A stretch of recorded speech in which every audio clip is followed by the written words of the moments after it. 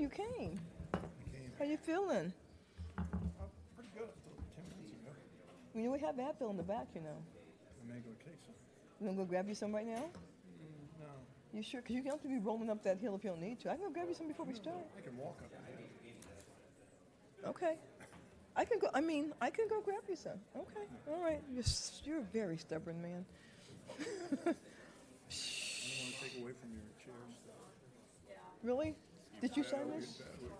Did you sign this? I think I did. You did.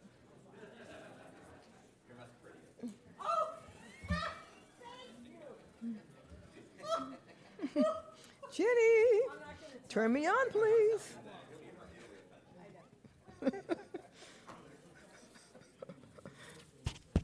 There you go. Thank you.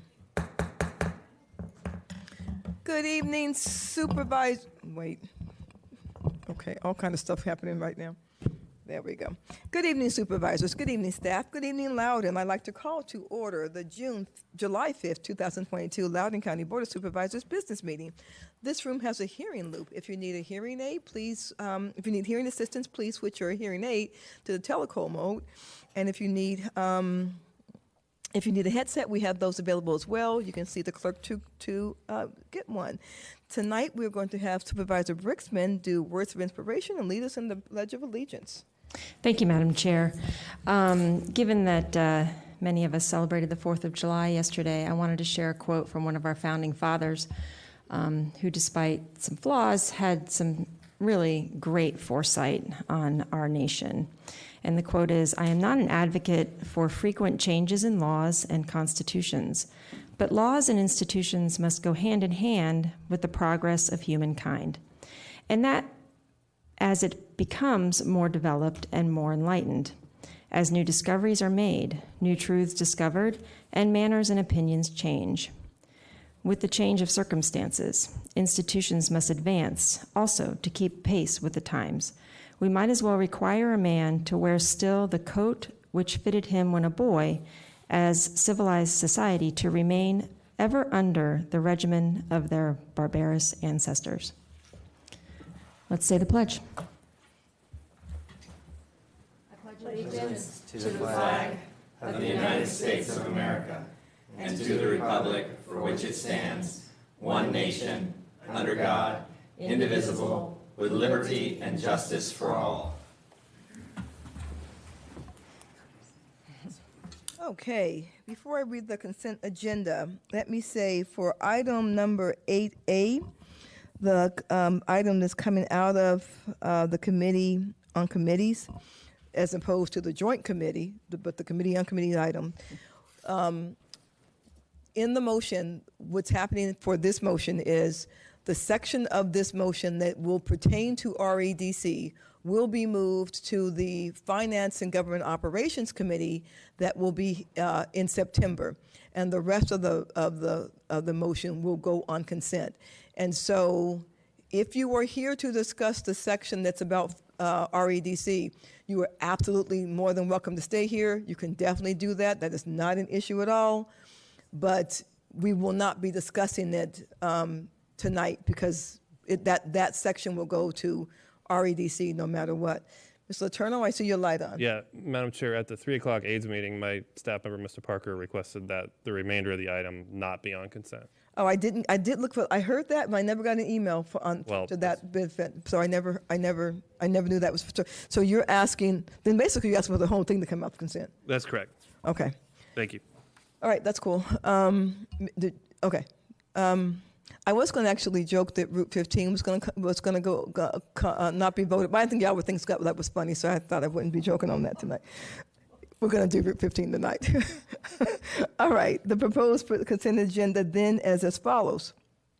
Proclamation to recognize Parks and Recreation Month, appointments and confirmation, the AIR report for July 5th, 2022, SIDP 2021-0004, Whitman Commercial VA Tire and Auto Sign. Item 4, electric vehicle charging stations for county facilities phasing plan. Item 5, boundary line adjustment between the town of Leavittsville and Loudon County. Item 7A, addition to the 2022 Joint Committee Work Plan. And now item 8A is not on consent at all. Is there a motion for consent agenda to pass? So moved. Been moved by Supervisor Second. Stead, second by Supervisor Bricksman. Discussion on the motion. Mr. Madam Chair, our request was actually also for item 4 to also be off consent. So I would request item 4 be All right, removed from so consent. let's amend that motion if you would amend the motion to take item Yep. 4 off and item, okay. And item 8A. I did want to comment briefly on item 3, which was the Whitman Commercial Virginia Tire and Auto Sign Plan. We were, as we noted, able to work with the applicant quite a bit to reduce the total area of signage from 590 square feet to 333 square feet, a reduction of about 44%. So we are thankful for the work with the applicant on that to make it a little bit more reasonable and in line with other Virginia Tire and Auto facilities throughout Loudon County so that this one will not be an outlier. So with that, I am able to support it. Thank you. Okay, thank you. Ms. Glass. Thank you, Madam Chair. On consent is the report from the Joint Board of Supervisors and School Board Committee with 2 additions to our annual work plan. The 2 items are encompassed in this update of the Joint Committee's 2022 work plan, in addition of a safe passage to schools item, and directing both LCPS and county staff to return with recommendations on how to launch and maintain gardening programs at LCPS. On the last several meetings, the Joint Committee has been reviewing agricultural and gardening education within the school system. And one of the things we determined was that school gardens are not universally available and present several problems for the schools that do not have them. Specifically, the maintenance of the gardens over the summer and during break times. This item directs staff from LCPS, Parks and Rec, and Virginia Extension Services to develop a plan for how to best address these issues and help schools create a garden that want to. The second item is the addition of a safe passages to schools item to be presented at our November meeting. Both Co-Chair Morse and I requested different parts of this item as we have heard concerns from different areas of the county and our districts about problems with safe walking passages to school. Specifically, the item will examine infrastructural improvements such as crosswalks and missing sidewalk links, but additionally examine how we can work with entities like the Sheriff's Office to work on behavioral and enforcement improvements as well. Lastly, the item includes my provision to have grant and funding opportunities brought to the committee for review to make sure we are not missing out on federal or state safe routes to school, funding opportunities to cover costs for these improvements. As I referenced in the email I sent to my colleagues earlier, I want to make sure all supervisors and school board members have an opportunity to participate in this item. So please send me any individual projects or school areas that are of a concern to constituents in your district, and I will make sure the committee reviews those. Thank you.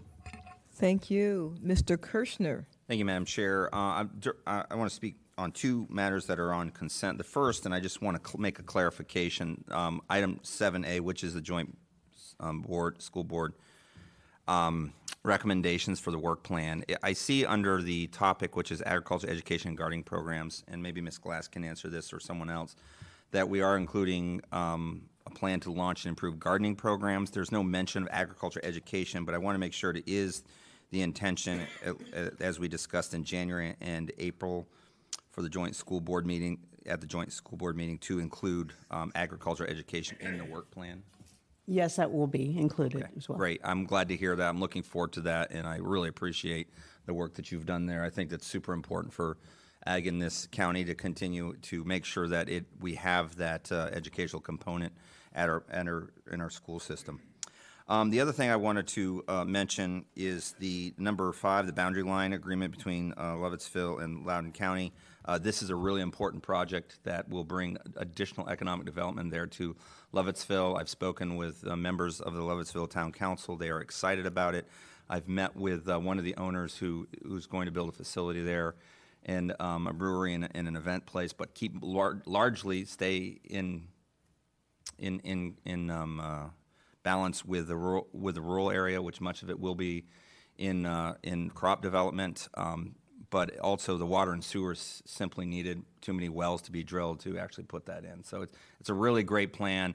I know the chair was out, and maybe a few of the other supervisors, when they did the dedication for the fallen soldiers there at the facility, and it's really geared towards that. So I'm real proud that we are doing this, and I'm happy to see it happen, and I look forward to the final project. Thank you, Madam Chair. Thank you, sir. Anybody else for the consent agenda? Seeing none, all in favor, please say aye. Aye. Oppose? That motion will pass 801. Mr. Saines will not be with us this evening. He will not be at the meeting this evening.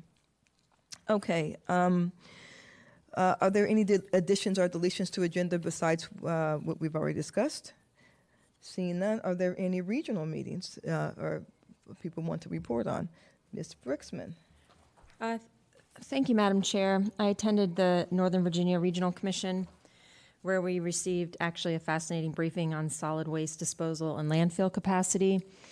I blame you that I'm interested in this, actually, Madam Chair. You're welcome. As well as an update on the Purple Can Initiative for glass recycling. And after looking at where we have those purple cans in the county, it's clear we need more in Eastern Loudon, so I'm checking with staff on the progress on that. NVRC also announced the second round of housing grant awardees. There were 2 application rounds, one in December and another in early June. Wax Pool Crossing, a Kim Hart project, won an initial award in the first round, and then an additional funds for the second round for a total grant of $644,000 that will be used exclusively to help fund construction costs of the Wax Pool apartments. It's one of 6 sources that will help cover the $21 million project. Wax Pool apartments will be 52 AHUs, covering all 13 ADUs required in the project, and 39 bonus AHUs. According to Mr. Hart, it will be the first project in Loudon County to be certified by 3 green building standards organizations. Thank you. Thank you. Mr. Letourneau. Thank you, Madam Chair. So last meeting we were here. I told you all we would be reaching ORD, or operational readiness, on the Silver Line Phase 2 soon, and you asked me what soon was, and I said it means soon, and it did mean soon. It meant 2 days, and I knew that, but I couldn't say it. So here we are with operational readiness. So that is passed, and now we are in a process of familiarization and testing. There have been some dates reported by the media that are not accurate in terms of what that means, but we are aiming for the fall for Silver Line. That's the bottom line. Exactly when in the fall is going to depend on how all the familiarization goes. But we're also giving time for the jurisdictions, and Mr. Hemstreet's been very involved in this discussion, to be able to change all of our internal transit systems to align with the new service, because we have quite a few route changes, and there's a process that goes into that in terms of bids for bus drivers and all those sorts of things. So there has to be appropriate leeway there. And then on the yard side, we have 350 new employees coming to Loudon County to work at the Dulles Rail Yard. It's going to have the newest and the best equipment, but it takes some time to get up to speed on that. So all that's happening now throughout the course of the summer. Just real quickly, Metro served 250,000 customers yesterday for July 4th. We did definitely had some concerns about the fact that we didn't have the same level of service we normally would have for July 4th because of the 7000 series trains not being fully available. I know there were some significant wait times, particularly at the Smithsonian station, but overall things seemed to go pretty smoothly, and crowd management was pretty good. And finally, I would just ask everybody to keep in their thoughts and their prayers. Like our board, we work closely with staff on the Metro board. We actually have an Office of the Board Secretary at Metro that her office only works with the board. The executive assistant for that group, Stephanie Anderson, been with Metro for 9 years. The person that really takes care of all those logistics that you need, scheduling and all those kinds of things.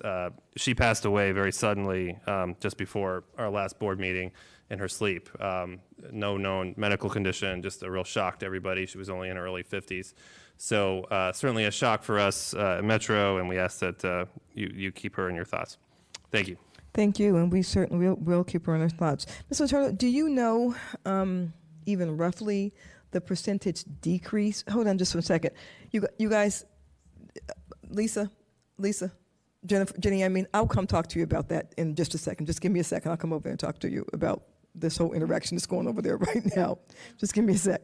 Do you know, even generally, how much of a decrease the July 4th traffic through Metro was than in past years? I mean, I know it's going to be a decrease, but do you know how much? Yeah, so we were operating around 70 trains. We typically would operate about 120. Oh, well, that's a normal good deal. fourth. Okay. We were, crowd-wise, the crowd yesterday, the final projection was about 75% of a That's not pre-pandemic bad. That's pretty. crowd. That's pretty good. We were concerned that it could actually be closer to 100% of the pre-pandemic crowd, and we would have had bigger issues on the system. Okay, that's not bad. Thank you, Ms. Glass. Thank you, Madam Chair. On the end of last month, I participated in a monthly call with the Human Services and Education part of NACO, and there was discussion on the proposed platform changes and resolutions that we will be discussing in July when we head over to Denver for NACO. I guess I can give an example. One of them is the Temporary Assistance for Needy Families, TANF, and it's that NACO supports greater flexibility in the TANF work requirements in order to allow counties and states to meet the individual needs of their caseloads. These include, but are not not limited to the following: applying the 50% work participation rate for two-parent and single-parent families by eliminating the 90% work participation rate for two-parent families. So I guess that's an example of some of the things that we will be discussing at that time. Thank you. Thank you. I would say that I did with Nova Parks. Was granted 128 acres in an area called Springdale in Loudon County. And that 128 acres is being added to another 150 acres, all to be put in conservation easement. We do want to acknowledge that both Mr. Chuck Kuhn and the Federal Land and Water Conservation Easement put the money up to put that land in conservation easement. So we really do appreciate that. Also, and just very important, the National Association of Counties and others, and I don't think this has been said. I don't know why this is not being blasted out from every single media outlet. The 988 system goes into effect on July 16th.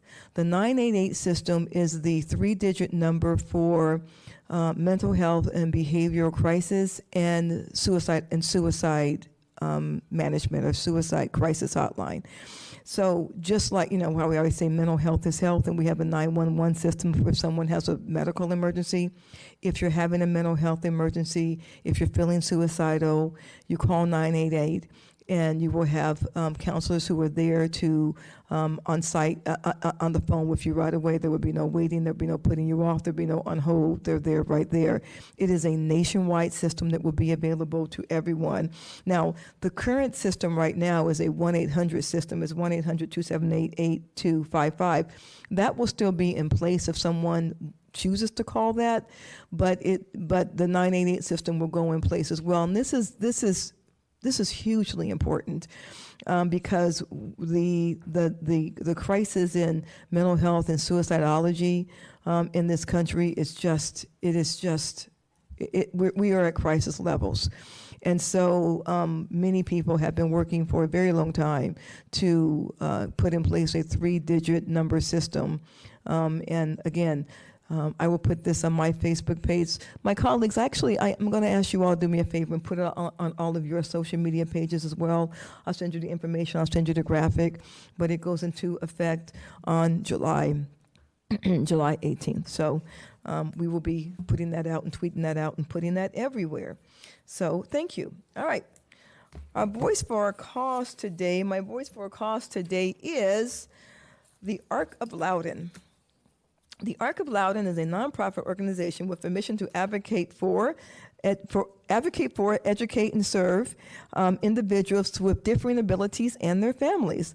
The ARC currently operates 5 programs and defines a differing ability as any condition that prevents, delays, or interferes with a person's typical development and optimal treatment. Today, we have the CEO of the ARC, Lisa Kimball, and she is here with Eileen Schaefer. You all have something you want to read before I ask you a couple of questions, and so I'm going to invite you to do that right now. Thank you so much, Madam Chair. Greatly appreciate everyone's attention. We won't take too long. Just want to make sure that you know that the Arc of Loudon is here. Everyone is one, has one, or knows one. One what? A person with a disability. At some point in each of our lives, we will face the challenges of disability, navigating the world when our hearing or sight becomes compromised, or managing anxiety, the dreaded broken right leg so that you can't drive. And as the chair had said, we define disability very broadly at the Arc of Loudon. According to the U.S. Census Bureau, there are about 25,000 people with disabilities in Loudon County. It's estimated that in recent years, more than 9,000 LCPS students have had individualized education program plans implemented each year. The need for top quality, reliable, equitable, and affordable treatment and support for people with disabilities in our county continues to grow. And that's where the Arc of Loudon comes in. Since 1967, when a group of extraordinary parents with exceptional children mobilized the community to create the Arc, we've been providing education, advocacy, and support to people with disabilities and their families in Loudon County. Today, the ARC is comprised of 6 primary programs that advocate for, educate, serve, and support people with all types of disabilities and their families. When a person is diagnosed with a disability, it's often difficult to know where to turn to find information, resources, and support. The Arc of Loudon's Ally Advocacy Center, ably directed by Eileen Schaefer, provides essential services to individuals with any disability, their families, and the professionals who work with them. There's so much more that I can share about the amazing things that happen every single day at the ARC, and that's why I've invited you all to come out and visit. Please do. Let me know when. But I want to leave you with this. The Arc of Loudon strives day in and day out to bring about a just, equitable world for people with disabilities. We're proud to serve, and we greatly appreciate your support. Well, and we greatly appreciate what you all do every day. Just a couple of questions, because you answered some of the questions already, so a couple of different questions. What are the current needs right now for the Arc of Loudon for people with differing abilities? And I greatly appreciate the question. The overarching need right now for the Arc of Loudon is a new facility. The Margaret Paxton Memorial for Convalescent Children, which owns the property that we're on and has gifted us an enormous gift of the lease, they've decided to take the property in another direction. We're still trying to work out a way for us to stay on the property and keep 5 of our programs there. Not sure how that's going to go. We're still working on it. But the biggest loss is that the trust has removed the Carlheim Manor from our lease.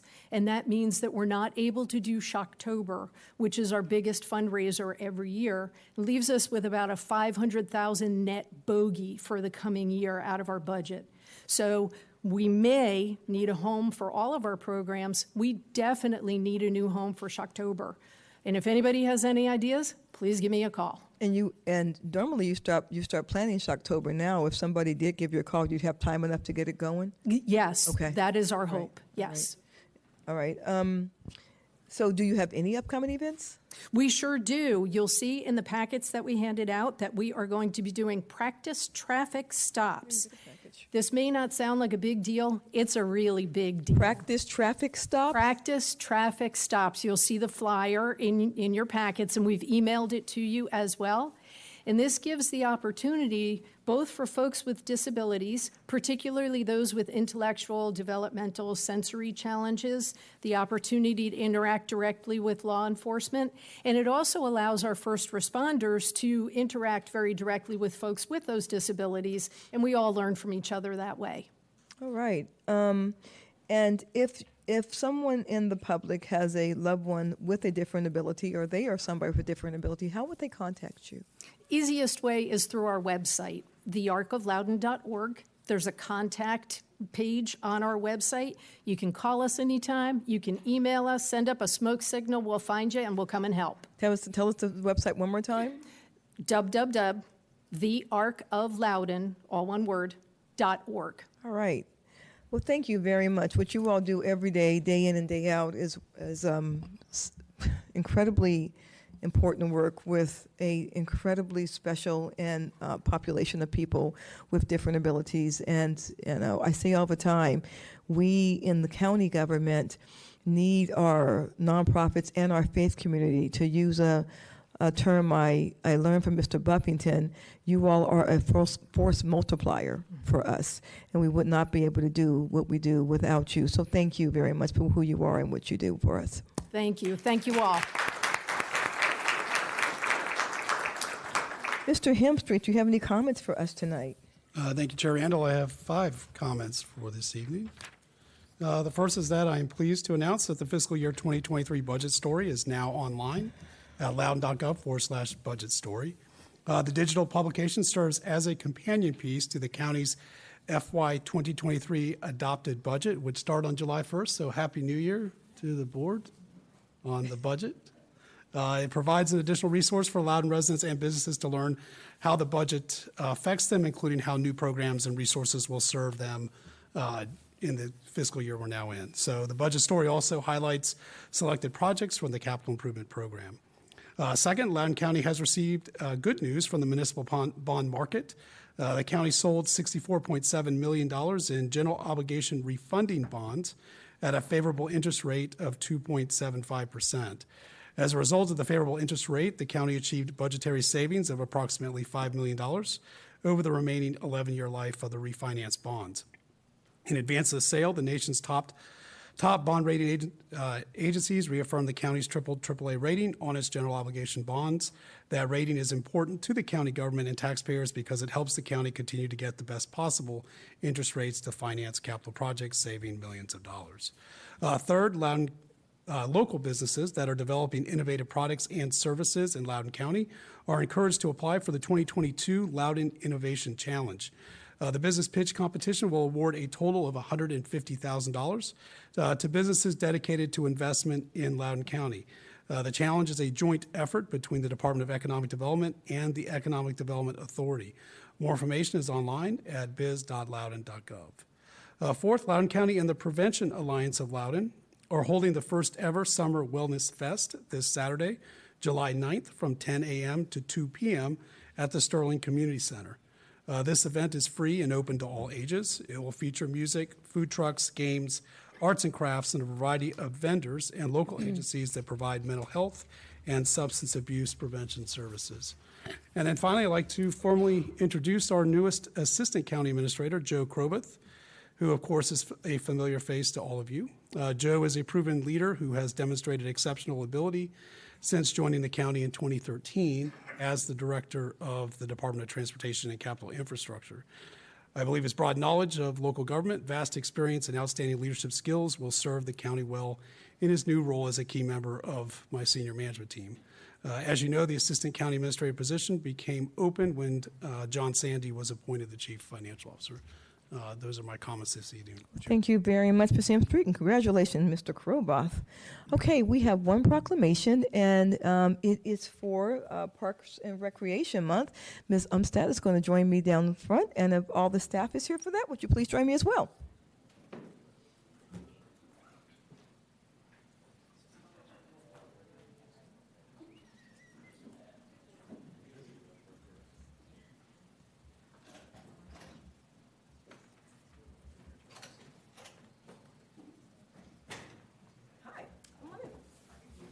Everyone, yeah, there we go. So everyone's who's here for.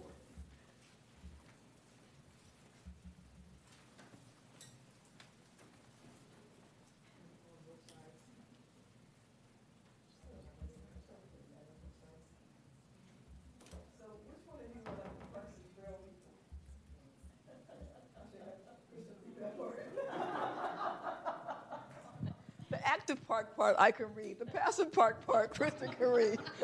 That sounds down. All right. All right, Mr. Torpy can't be here tonight because he is unable to be here tonight. So I will read that and you accept it and we will go from there. Whereas Parks and Recreation Month is a nationwide initiative of the National Recreation and Park Association, NRPA, to promote all the ways parks and recreations have the power to transform our daily lives. The NRPA is a national, not-for-profit organization dedicated to assuring that all Americans have access to parks and recreation for health, conservation, and social equity. And whereas Parks and Recreation and Community Services encourages the promotion of healthy and active lifestyles by providing space for popular sports, hiking trails, swimming pools, and educational programs that are critical to child development. And whereas Loudon's close-to-home community park and recreation facility provides meaningful services and improves quality of life from providing places to play, get fit, and stay healthy, to fostering the relationships and forging a connection with nature. And whereas proclaiming July as Parks and Recreation Month is an opportunity for the community and local leadership to acknowledge the importance of parks and recreation and the benefits they provide. And whereas the Long Month celebration will highlight the essential value of local parks and recreation. Now, therefore be it resolved that the Loudoun County Board of Supervisors does hereby proclaim July as Parks and Recreation Month in Loudoun County. So, Jason, before I hand this to you, let me also say one other thing. I don't think people in the county may realize how large this department is. Parks and Recreation Month also houses the Area Agency on Aging program, and you house the CASA and YAS programs, the after-school programs, which both of my kids went through CASA and YAS from elementary school all the way through middle school. You all have, if not the largest, I think the second largest department in the county. You do incredible work, and you do it every single day. And I cannot thank you. And you do it for all ages. You span every age and every family in Loudoun County. So I cannot thank you enough for what you do, and I will hand you the microphone. Thank you, Chair Randall. I wanted to thank you and all the board members for their continued support for Parks and Recreation over the years. It's through your efforts that we have the vibrant, thriving Parks and Recreation system that we have today, and through your continued support, we'll continue to grow and get even better still. We'd like to welcome all the members of the community to come out and enjoy the parks, recreational facilities, and programs that we have to offer. Please come and take advantage of those, not only in July, but all year long. And I'd also like to take a moment to thank staff for all their hard work of helping create a world-class parks and recreation system. They truly are an asset to the community. Thank you.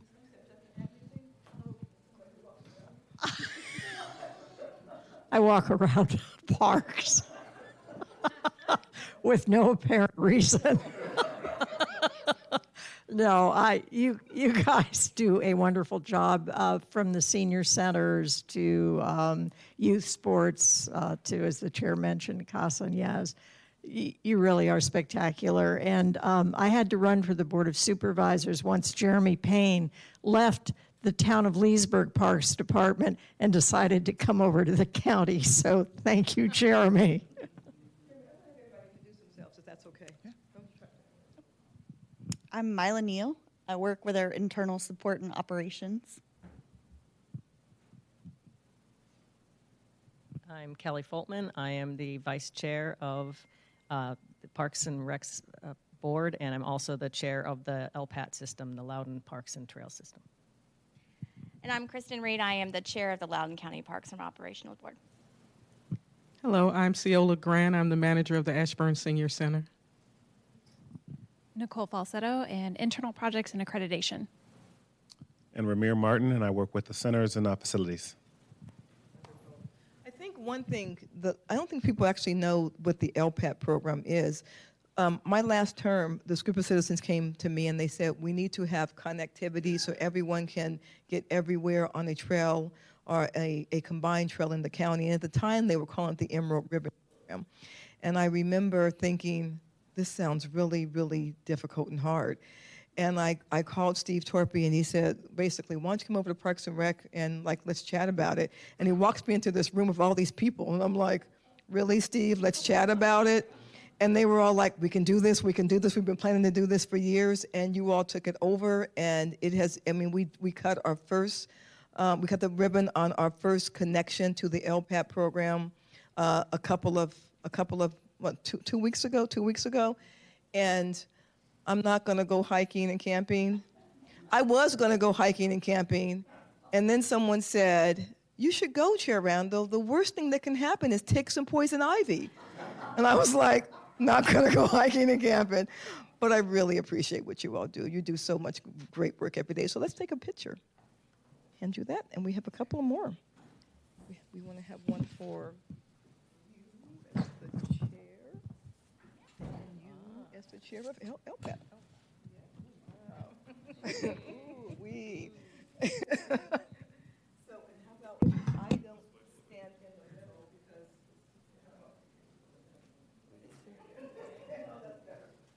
Is that better? Okay, ready? Smile, Matt. 3, 2, 1. And let's do it again. 3, 2, 1. Oops, 3, 2.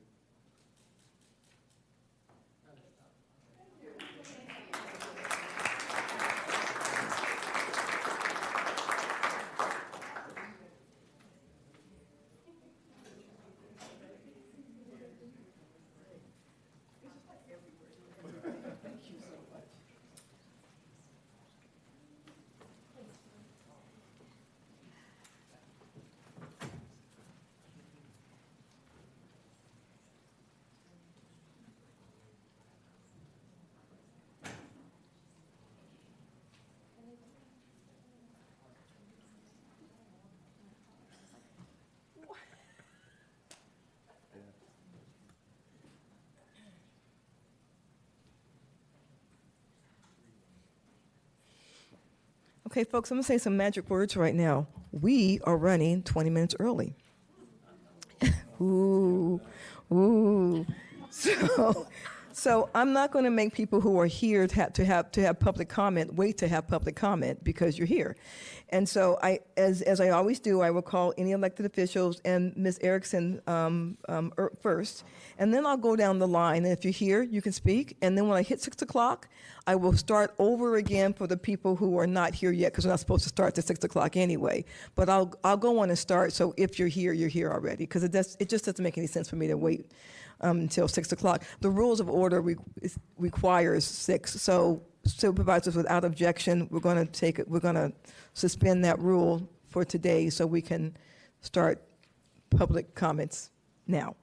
Having said that, my first 3 people I would call would be Gary Clemens, Nate Fontaine, and Beth Erickson in that order. Is Mr. Clemens here yet? Okay, Mr. Fontaine here. He was just here. He wasn't just here? I thought I just saw, he was just here. Okay, I know I'm not crazy. All right, then Beth Erickson. Chair Randall. Yes. All right, Mayor Fontaine left. He decided not to speak. Oh, Mayor Fontaine left, decided not to speak. Okay, Ms. Erickson. Okay. Thank you very much. Through its MOU with the county, Visit Loudon represents the tourism industry and provides the tourism perspective, as well as functions as a referral agency to assist county, town staff, boards, and commissions. Our new strategic plan just launched July 1st, so Happy New Year. We're very excited to start our new fiscal year. As such, I've been making rounds, meeting with each supervisor to give them highlights from the study, and I have been asked by 2 supervisors to provide context to items that are before you this evening. Specifically, item number 6 regarding Route 15 North and item number 8 regarding the countywide arts plan. So as we look at visitors, there are a few top attractors for Loudon as a visitor destination, an industry that generated nearly $2 billion in visitor spending in 2019. Loudon's Vineyards ranked as number 1 visitor activity, followed by shopping, dining, historic sites, breweries, and scenic outdoor activities. We saw tremendous growth and interest in music and the arts within the study, with a 22% of visitors saying that visual arts were a part of their travel experience over the past 3 years, and that 32% of visitors say that they will seek out visual arts in their travel experiences in the future. 25% of visitors said that the beautiful landscape, open spaces, and scenery differentiates Loudon as a destination. Within the same study, we received 1,114 responses from residents of Loudon County, 34% from the Eastern District, 30% from the Transition Policy Area, and 37% from the Rural Policy Area. 70% of those respondents have lived here for more than 11 years. 70% of those respondents support tourism. A third of residents say it's important that Loudon is a visitor destination. Outdoor activities, gardens and parks, vineyards, dining, historic sites, agritourism, breweries, wildlife trails, artisan festivals are the top 10 activities residents are both interested in and want to see more of in Loudon County. 33% of residents are interested in visual arts in Loudon. 32% of residents are worried about the impact of urban development and infrastructure on the open spaces and green landscapes that make Loudon unique. 43% of residents see loss of open space as a barrier to tourism.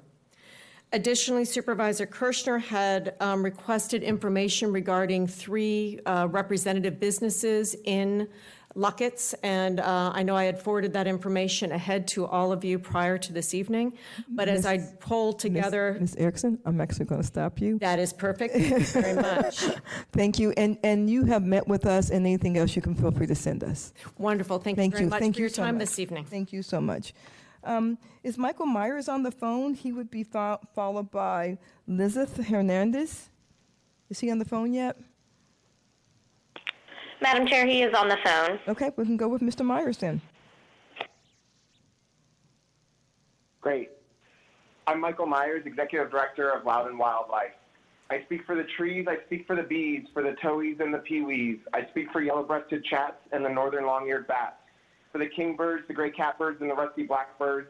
I speak for the meadowlarks and the monarchs, for the snapping turtles and the box turtles. I speak for the brown thrashers and the belted kingfishers, for the northern harriers and Jefferson salamanders. I speak for the wood thrushes and the woodcocks, for the field sparrows and the spadefoots, for flying squirrels and flickers, for yellow-billed cuckoos, green herons, and black and white warblers, for gray bats, red bats, and silver-haired bats. I speak for not only all of those species of greatest conservation need found at J.K. Black Oak Wildlife Sanctuary, I speak for wildlife and habitat that does not have a voice.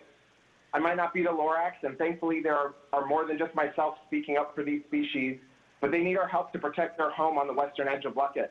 You may be asking yourself, why should I care? As humans, we are not outside of nature, but a part of nature. Protecting biodiversity and ecological value not only benefits wildlife, but it benefits humans too. When our property was placed under conservation easement, we helped secure a future for all of the species I just mentioned, but we also removed all development rights, so no homes can be built on the 87 acres on the western edge of the village of Luckett.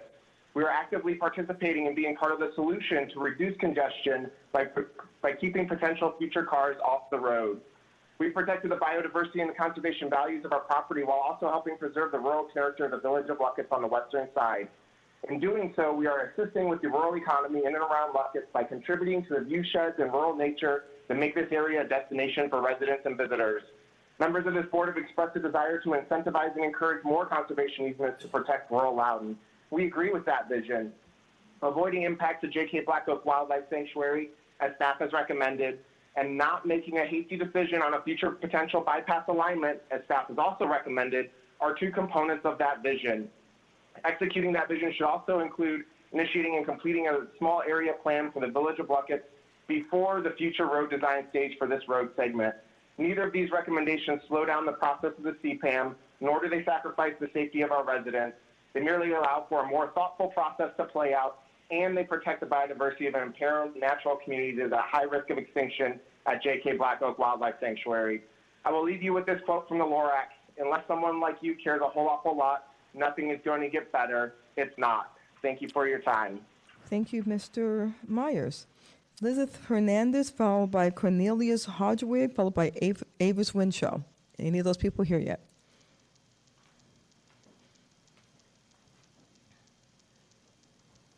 Good evening, sir. Good evening. Okay. Right. Dear Board of Supervisors, I am Dr. Cornelis Hoekeweg, a Catoctin District resident living in Taylorstown. I'm here to express my concerns regarding the Route 50 North CPAM. Building a 4-lane road from Montresor to Luckets will not resolve your traffic problems. North of Luckets, it will remain 2 lanes. Thus, the Luckets area remains a bottleneck. Why not stop a 4-lane road south of Luckets at Mary Farm Lane and not consider a bypass? You're going to go to 2 lanes anyway, and it will affect fewer people. Any bypass around Luckets is fraught with issues. The proposed western bypass, as we have seen on many county documents, traverses the J.K. Black Oak Wildlife Sanctuary. The potential western bypass will adversely negatively impact the sanctuary beyond any physical disturbance. As the property manager of J.K. Black Oak, I've had the opportunity to explore the sanctuary and enjoy its beauty in the past 3 years. It is truly a unique property in our county. To date, we have documented over 24 species of greatest conservation needs as listed in Virginia's Wildlife Action Plan. Species includes birds, amphibians, bats, and plants. As I continue to explore this property, I continue to be amazed by the biodiversity and beauty. J.K. Black Oak is under a conservation easement. A western bypass, as shown in many county documents, will be 100% within this conservation easement. Not only that, but a potential bypass would go through a major floodplain. It will also traverse mitigation wetlands, karst topography, and it will be adjacent to known sinkholes and destroy yet more of the few remaining natural areas in our county. J.K. Black Oak is a hidden gem in the county that we should preserve. Protect the rural nature of this part of the county, adhere to existing conservation easements, and do not allow for a western bypass. Please consider other suitable and sustainable solutions for traffic safety in and around Luckets. What good is a conservation easement if you, with a vote, can put a road through it? East or west, no bypass is best. Thank you. Thank you, sir. Larry Winnick, Robert Dilger, Adam Bowser. Any of those people here yet? Are you Mr. Winnick? Come. No? Okay.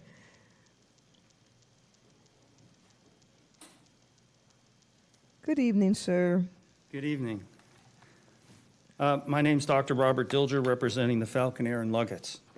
As you know, the eastern bypass option would result in 6 lanes of highway, 2 in front and 4 behind the Luckets community fields, the elementary school, community center, and its large preschool program and outdoor playground. A few meetings ago, we pointed out that the eastern bypass threatens child safety by mixing thousands of cars and trucks with young children. We've also expressed concern about the traffic air pollution and its impact on children's lung development, and the disruptive impact of traffic noise on children's educational development. We noted that the first long-term scientific peer-reviewed analysis of the impact of traffic noise on school children was recently published in a very respected medical journal in Europe. That study found that the exposure to just 5 decibels of additional indoor or outdoor traffic noise during the school day led to statistically significant deficits in children's working memory development, complex working memory development, and attention capacity development. There are many reasons to remove the eastern bypass option from the CPAM. It passes through a floodplain, an established residential neighborhood, 4 stream and preservation areas, the antique shops parking area, and a working farm, and negatively affects public safety by affecting the new fire station. But of all of that pales in comparison to what it would do to our children. You have a choice tonight. Please protect our children. There are viable alternatives to the west, including one that would please nearly everyone in the audience tonight. Please remove the eastern bypass option from the CPAM.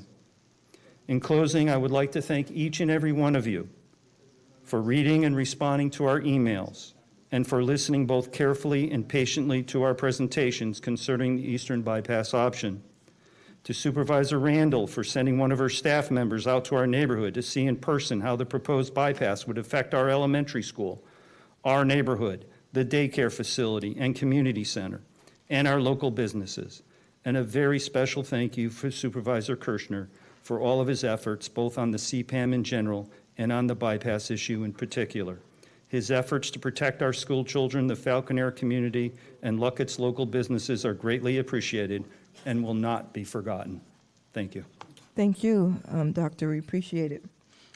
Mr. Clemens has joined us in the room. Mr. Clemens, I'm going to go in and call on you, sir. And you'll be followed by, if he's here, Adam Bowser and Alex Isaac. Good evening. Good evening, Chair Randall, ladies and gentlemen of the board. It's a pleasure to be here. Yesterday, we celebrated our nation's independence and the formation of our great nation. So in that context, I just wanted to share something with you because something significant happened in Loudon County in August of 1776. The judge at that time directed that the sheriff of Loudon County, and also consistent with the governor's directive, that the sheriff read the Declaration of Independence on the steps of our own courthouse here in Leesburg. Now, it's believed that Loudon County was one of the earliest jurisdictions in Virginia to have such a public reading of the Declaration as we began our journey as a great nation. I wanted to share that with you because that's relevant to the records we maintain in the clerk's office. And I'm going to leave with Chair Randall a special trading card that memorializes this reading of the Declaration in Leesburg, and she can share this with each of you. But it's a good reminder that we're doing everything we can to protect, preserve, and promote public awareness and better public access to these valuable historic records here in Loudon County. And I'm going to come today to thank previous boards and the current board. Since 2002, I began this journey of preservation and promotion of better public access. So all the previous board members dating back to 2002, I thank you. To the current board, I thank you for your belief and investment in this process. To Tim Hemstreet, our current county administrator, to Kirby Bowers, our previous county administrator, and numerous county staff, it's been a team effort, a collective effort. I'm proud to be here to do this preservation effort, and so I appreciate all the support, and we're just beginning. So thank you very much, Chair Randall, for this opportunity. I'll leave you some of these cards. Mr. Clemens, you know what? I've said this before to you privately, but you have been so focused on preservation. Thank you in so many ways, not just and all preservation in Loudon County, and it has not gone unnoticed. So thank you very much. We really appreciate it. Thank all of you. Happy Independence Day. I'm supposed to share these with people? These are not all mine? All right. Adam Bowser, if he is in the room, followed by Alex Isaac, if he's in the room. You, Mr. Bowser. Yes. Hello, sir. Hello again. So if you guys recall, I spoke the last couple of meetings to go over our protected wetlands and stream preservation area on the Falcon Air side, on the east side. And my issue was that the staff's supplemental report was not reflecting any of our environmental protected areas in its recommendations to you all for your consideration. So I had some concerns that ultimately staff is making recommendations and they're admittedly doing it on essentially incomplete and bad data. So I made a handout for you all to go through basically where our protected wetlands and stream preservation areas that I talked about last time, just so you all know that where staff is potentially contemplating an eastern bypass, it's going directly through the wetland and stream preservation areas on our side. So I just want you guys to understand that when you look at staff's recommendations, everything that applies or their application of the Black Oak Sanctuary applies equally to our side. We had that protected since 2014. It's really, I think, a lot more stringent protections because we have DEQ involved. We have the Virginia DEQ as well as the U.S. Army Corps of Engineers that are third-party beneficiaries of that, and it require a lot more land reclamation if anyone goes east. But ultimately, when you look at staff's recommendations, they're value judgments. They're trying to prioritize not going through Black Oak. But respectfully, that's kind of like a first world problem. I think the first priority should always be safety. Because when you look at the map We had Laura, thank you, Chair, for coming out, or having her come out. When we gave her a walk of the land, it is in spitting distance of the school's playground, where they're contemplating the eastern bypass. So I would just say, first priority should always be children's safety. That's the school, the community center. The next should be public safety. That's going directly into the fire station. And then the third consideration should be small businesses. And we're taking out the old Luckett store on the eastern bypass. And then the fourth consideration should really be, do we have a viable connected village? And I think the eastern bypass is really the bisect option. It's bisecting Luckett into two. It'll permanently separate us into an east and west. So please just go west. Thank you. Thank you. Thank you, sir. We're going to do a couple more, and then I'll start back up at the top of the list because it'll be 6 o'clock, so I'll start back at the top of the list when I hit 6 o'clock. Good evening. You, Mr. Isaac. Yes, ma'am. You will be followed by Martha Pokey and Chrissy Goodrum. Good evening, sir. Wonderful. Chair Randall, board members, I want to start out by thanking you directly, Chair Randall. Bob stole a little of my thunder, Adam as well, for having Laura come out and visit us at Falcon Air last week, meeting with some of the community members, specifically the ones that are in relation to the proposed eastern option. I believe Laura has provided you what I call, as a former Army guy, boots on the ground perspective to you and to the staff in terms of what that option really entails. Adam just spoke about it a little bit. And it simply doesn't make sense for all the reasons that I think you're aware of, but just to highlight it for the rest of the board. And so you have that perspective. Many of the concerns we have, we share and we're synced with the other community members from an environmental standpoint. When I walked with Laura on the trail, free of poison ivy, she noted that, and I know I'm taking time, but we made a point that where she was at, we were very concerned as members of the community, not just outlanders, to the Luckett's community. I've been here for 18 years when my wife moved us to Potomac Crossing when I was first deployed. I came home to a new home in Potomac Crossing. So we're very familiar with Loudon County issues and initiatives. For the rest of the board, we're a small community. We're 54 homes, 146 acres. We have protected areas, just as the other colleagues have mentioned. We're small, but we're engaged, and that's the key piece.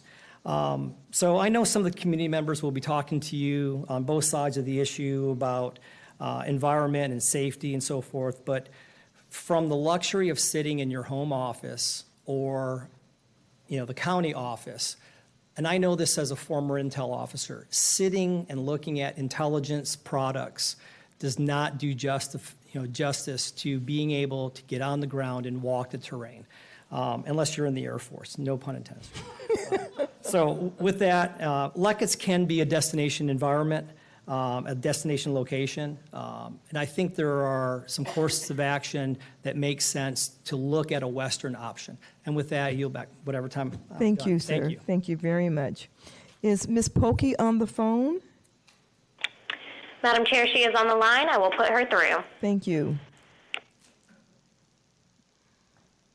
Good evening, Chair Randall and Supervisors. And before I begin my comments, I just have to say that I haven't read either in any of the staff reports on Route 15 or heard any of the Falcon Air residents who are the newest HOA outside the village boundary make any mention of the 50 families in the trailer park, and there are a number of families in the other.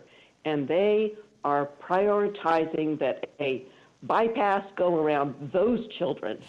And I hope you find that as disturbing as I do. Tonight, you'll be redesignating our Main Street as a federally designated Level 3 expressway. Here's what that means for residents, business owners from the official description.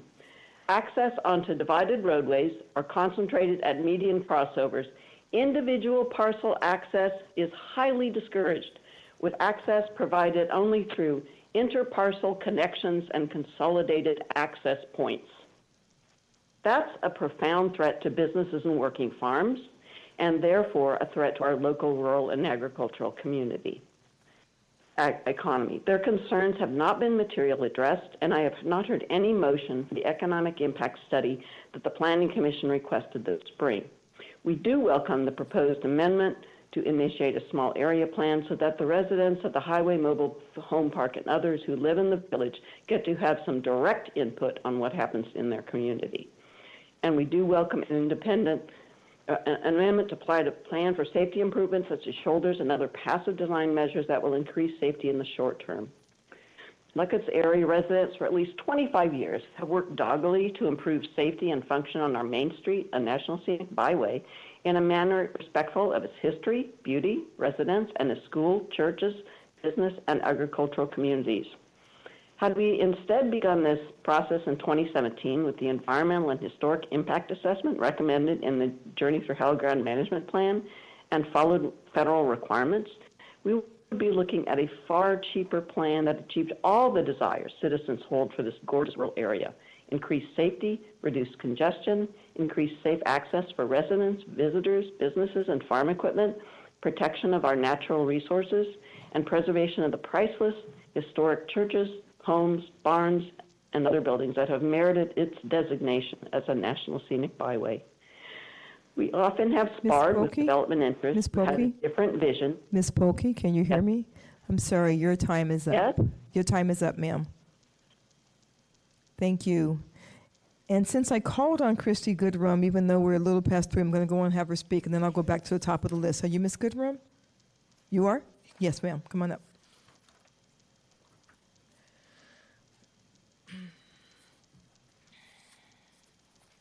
Good evening. Good evening. My name is Chrissy Goodrum, and my home backs up directly to Route 15 north of Leesburg. I'm here tonight to ask this board to approve the CPM today versus deferring it yet again. I support 4 lanes, shoulders, medians where appropriate, and a western bypass around Luckett's. My position on this topic doesn't mean I want this area of Loudon County to be overdeveloped or for wildlife to be destroyed, but rather it is because the road itself is overcapacity and antiquated, and it's been discussed by decades with little progress made by prior county leaders. That said, when county leaders do fully commit to get something accomplished, they have proven very effective. In the late 1980s, construction on a different road in Loudon was completed in just 3 years. 14 miles of Route 28 were widened from 2 lanes to 6, with major interchanges also completed at Route 50, the Dulles Toll Road, and Route 7. This was amazing foresight by the planners and leaders of that time period, and likely done in concert with the growth of Dulles Airport. At the beginning of the 1980s, the county's population amounted to 57,000 people. The county had grown during the 1970s, and that growth was the spark that started the planning progress that was needed to initiate the widening project of Route 28. By 1990, the year I graduated from high school, Loudon added another 30,000 people. Over the next 20 years, the population of Loudon grew exponentially to 315,000 people. During this period, although improvements to Route 15 North were acknowledged as needing to be conducted, nothing material ever really happened.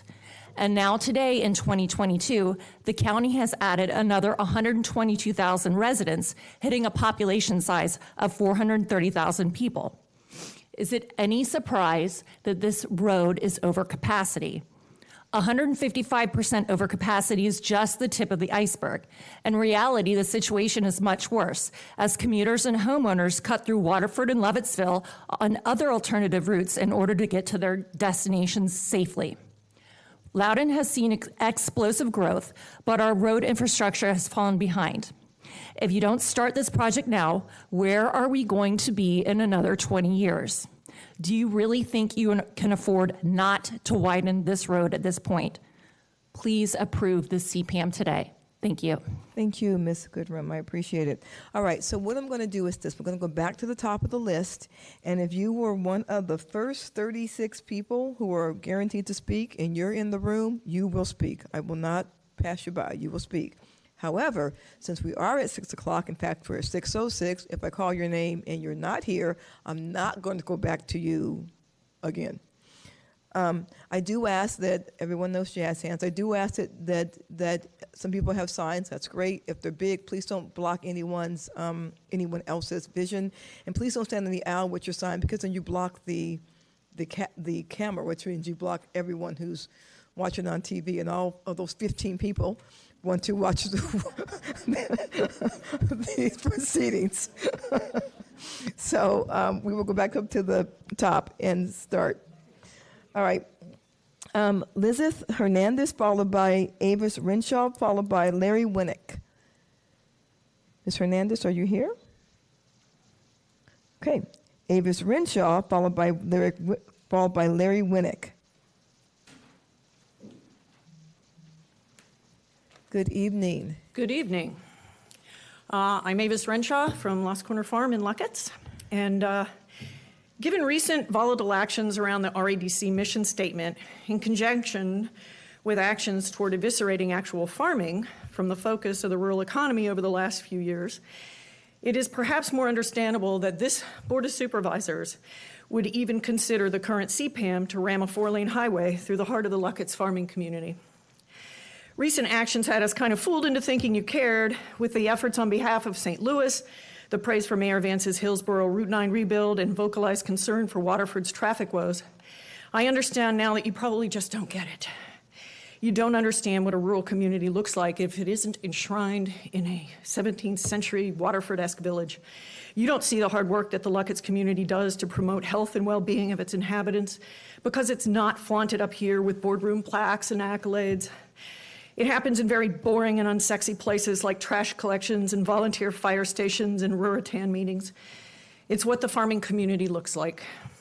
And bona fide farming is the real backbone of a rural community.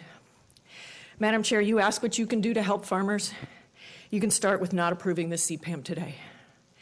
I appreciate that anticipated friendly amendment being brought by Turner. I appreciate Letourneau's stab at mass transit options. But the real story here is that the greater Luckett's community residents will see their small agricultural businesses and historical ties to the past obliterated with decades-long construction and the building of a 4-lane highway through their community. I'm sure you recognize that farming may never be the powerhouse, the economic powerhouse of a data center or a wedding venue. But data centers don't feed your constituents, and entertainment venues do not offer national security in a crisis. Our farming revenue doubled during COVID, so I know firsthand where people put their money during a crisis. Preserving farms and farmland is a national security issue. Just ask the people of Tigray how it feels to starve while Putin reallocates stolen wheat from the Ukraine once destined for them.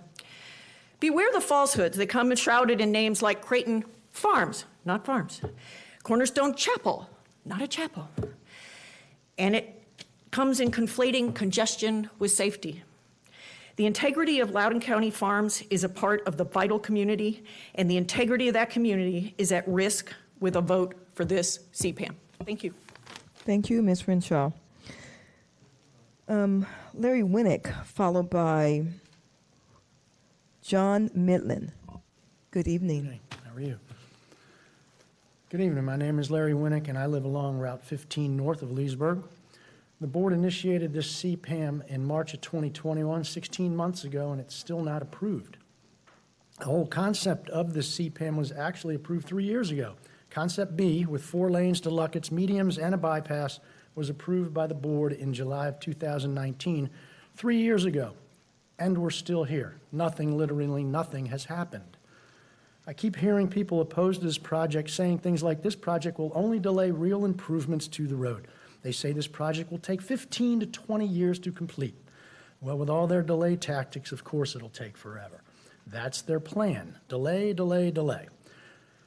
Frankly, this should have been done decades ago by previous boards who knew the road needed to be fixed. But now we're here because those boards did nothing. If you don't approve this widening today, do you think it's going to be better or worse in 20 years? In 20 years, will the Board of Supervisors be sitting here listening to me again, wondering why the previous boards didn't take any real action? You were supposed to be thinking of the future, not working on short-term fixes. And what are the short-term fixes we keep hearing about? Put in roundabouts and shoulders. Nothing against roundabouts, but they will fail. Your own engineering studies have shown that the traffic volumes is too high and that road is way overcrowded. But even so, how long will it take to put in shoulders and widen travel lanes? They say that you already have most, not all, but most of the right-of-ways to put in the shoulders. But even if that's true, not only does it not solve the problems with this road, it's a lie to think you can do it cheaply or quickly. Plus, it will cause even more safety issues with frustrated, impatient drivers using the shoulders to pass. 8 miles of construction. In what universe do you think that it will be cheap or quick to do anything?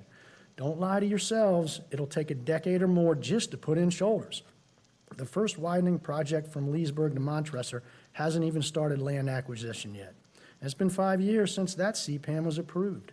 5 years and they haven't even finished the design. So don't tell me that just because you might have the right-of-ways to do something that you can get it done quickly. It's all a lie. It's nothing but delay tactics. You have the opportunity to initiate real, meaningful changes, and just putting a Band-Aid on the problem won't fix it. So please do it right the first time. Approve this CPAM, remove the barriers that are causing all these delays, and let's get this done tonight, please. Thank you. Thank you, Mr. Winnick. John Midland, followed by Alfred McCusker. Good evening, sir. Good evening, Madam Chair and members of the board. I'm John Midland, and I live in Raspberry Falls, just off of Route 15. I support the Western Bypass, and what is critical to us is that we move forward without delay. You've heard from Ms. Goodrum and Mr. Winnick already about the delay and its effects, and I certainly support all of the comments that they made. Meanwhile, while delay has occurred and is occurring, we in Raspberry Falls and many other places along Route 15 suffer from a more immediate problem, and that is the lack of ingress and egress in times of emergency for emergency vehicles and for us to get out. Most of the roads into the various communities off of Route 15, the driver is greeted with a no outlet sign. There's one way to get in and one way to get out, and that's on Route 15. And if there is an accident to the south of us, we have no means of expeditiously getting to either the emergency room at Lansdowne or the one at Cornwall. Similarly, emergency vehicles can't get to us. I was in normal stuck traffic 2 weeks ago during a regular rush hour trip home when one single fire engine with its sirens blaring, lights flashing, tried to go north. And it came up Route 15. It inched up Route 15 as traffic, each car moved to the right, to the shoulder, to allow it to go by. Well, it took forever. My house would have burned down if it had been my house that were burning and it had to get there. Thank you. Thank you, sir. Alfred McCusker, followed by Gary Nicely, followed by Jeffrey Gentile. Good evening, sir.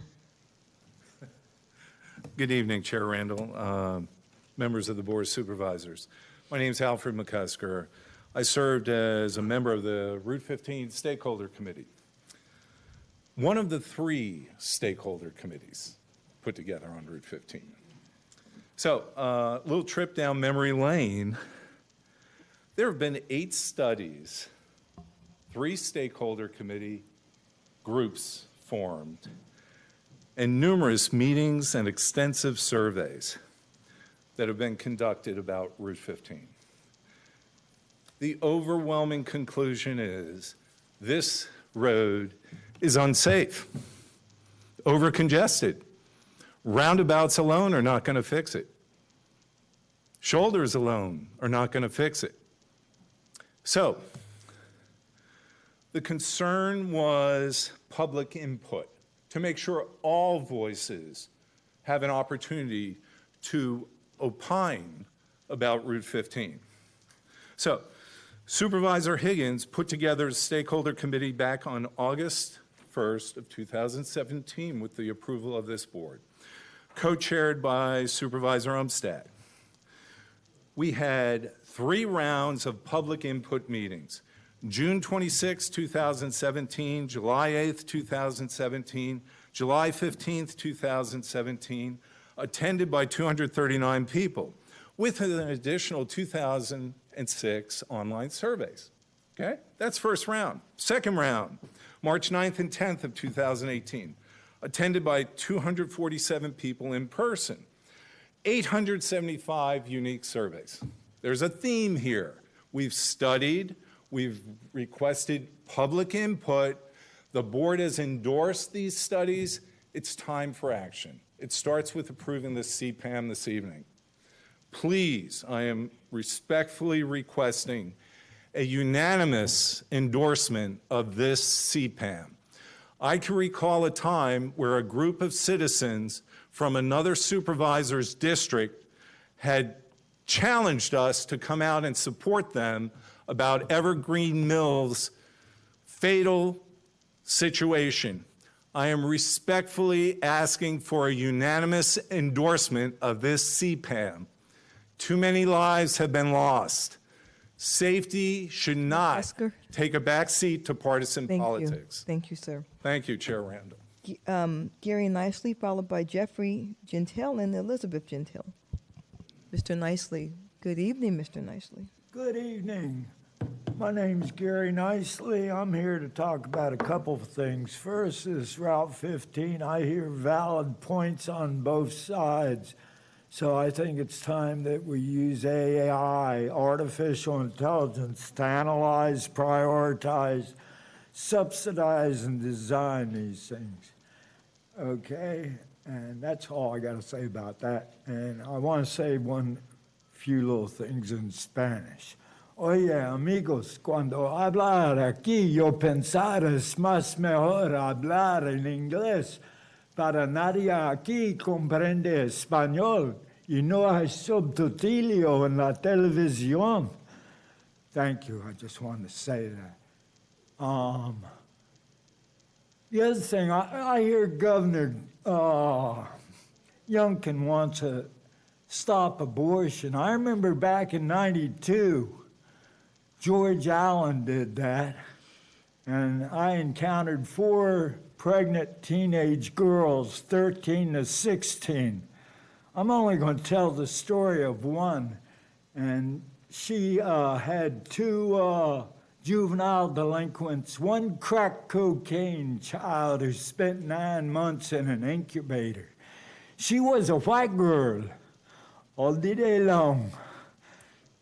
So all you white supremacists can put that in your pipe and smoke it.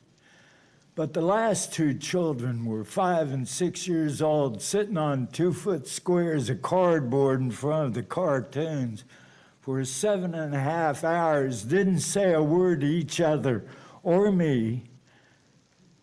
And when I left that day, she asked me what I think. She called them her angels. And I said they were awfully quiet. She said you could stick anything in their mouths you want to. And I told her I'd get her put in jail if she had any more children. She laughed at me. That night I went home and called the real estate agent, and she told the social worker what I was going to do. About 2 weeks later, she got an abortion, got her tubes tied. But that's, in 9 weeks I worked there, I counted over 37 professionals that spent Mr. a half Nicely, hour or more with thank you, sir. Thank you. Thank you. Jeffrey Gentile, followed by Elizabeth Gentile, followed by Laura Maskler. Good evening. Good evening. Hello, my name is Jeffrey. I live in north of Leesburg in Luckett's and Village Green, a community of over 300 homes and over 1,000 residents. I support passage of the CPAM with 4 lanes as far north as possible with a western bypass. Almost 5 years ago, May 18, 2017, a Board of Supervisors directed the county staff to conduct a study about the safety and operational issues on Route 15. The result of that study is still no different than the previous approximate 7 studies performed. The road is overly congested and unsafe. We have all the data and the facts that support Concept B for 4 lanes and a bypass, preferably a western bypass.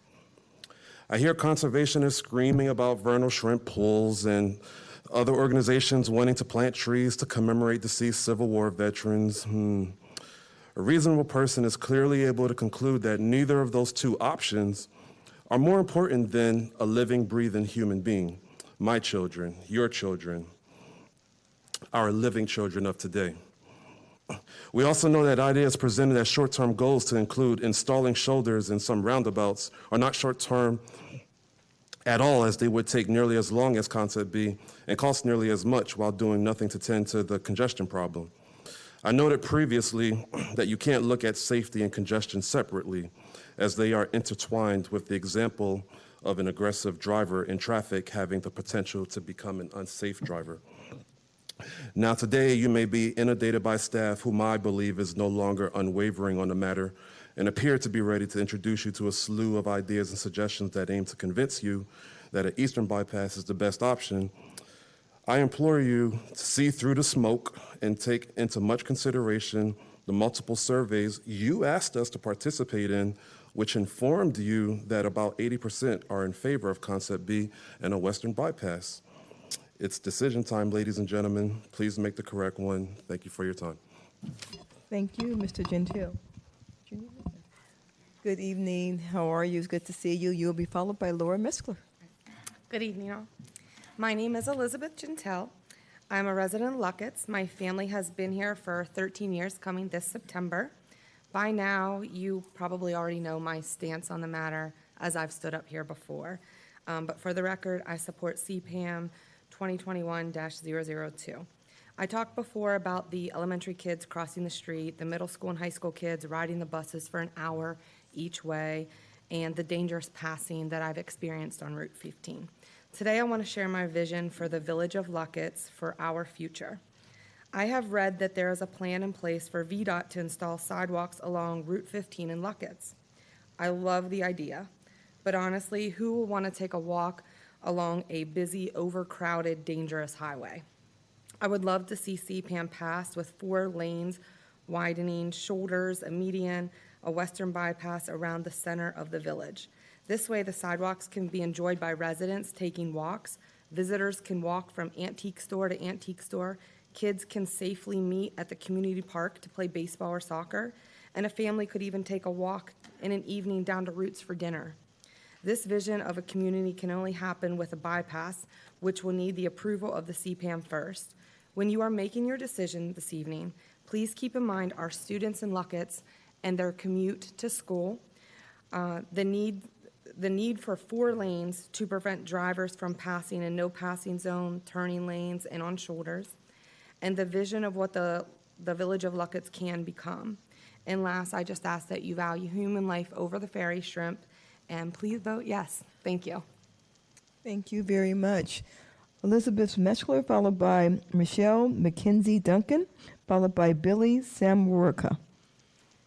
Good evening. Hello, good evening.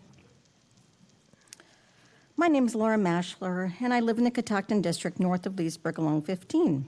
Have you ever tried to visit Temple Hill Farm, any of the roadside farm stands, breweries, wineries, or shops along 15 North Leesburg, and experience the excitement of driving along the road and difficulty of trying to turn off or onto the road?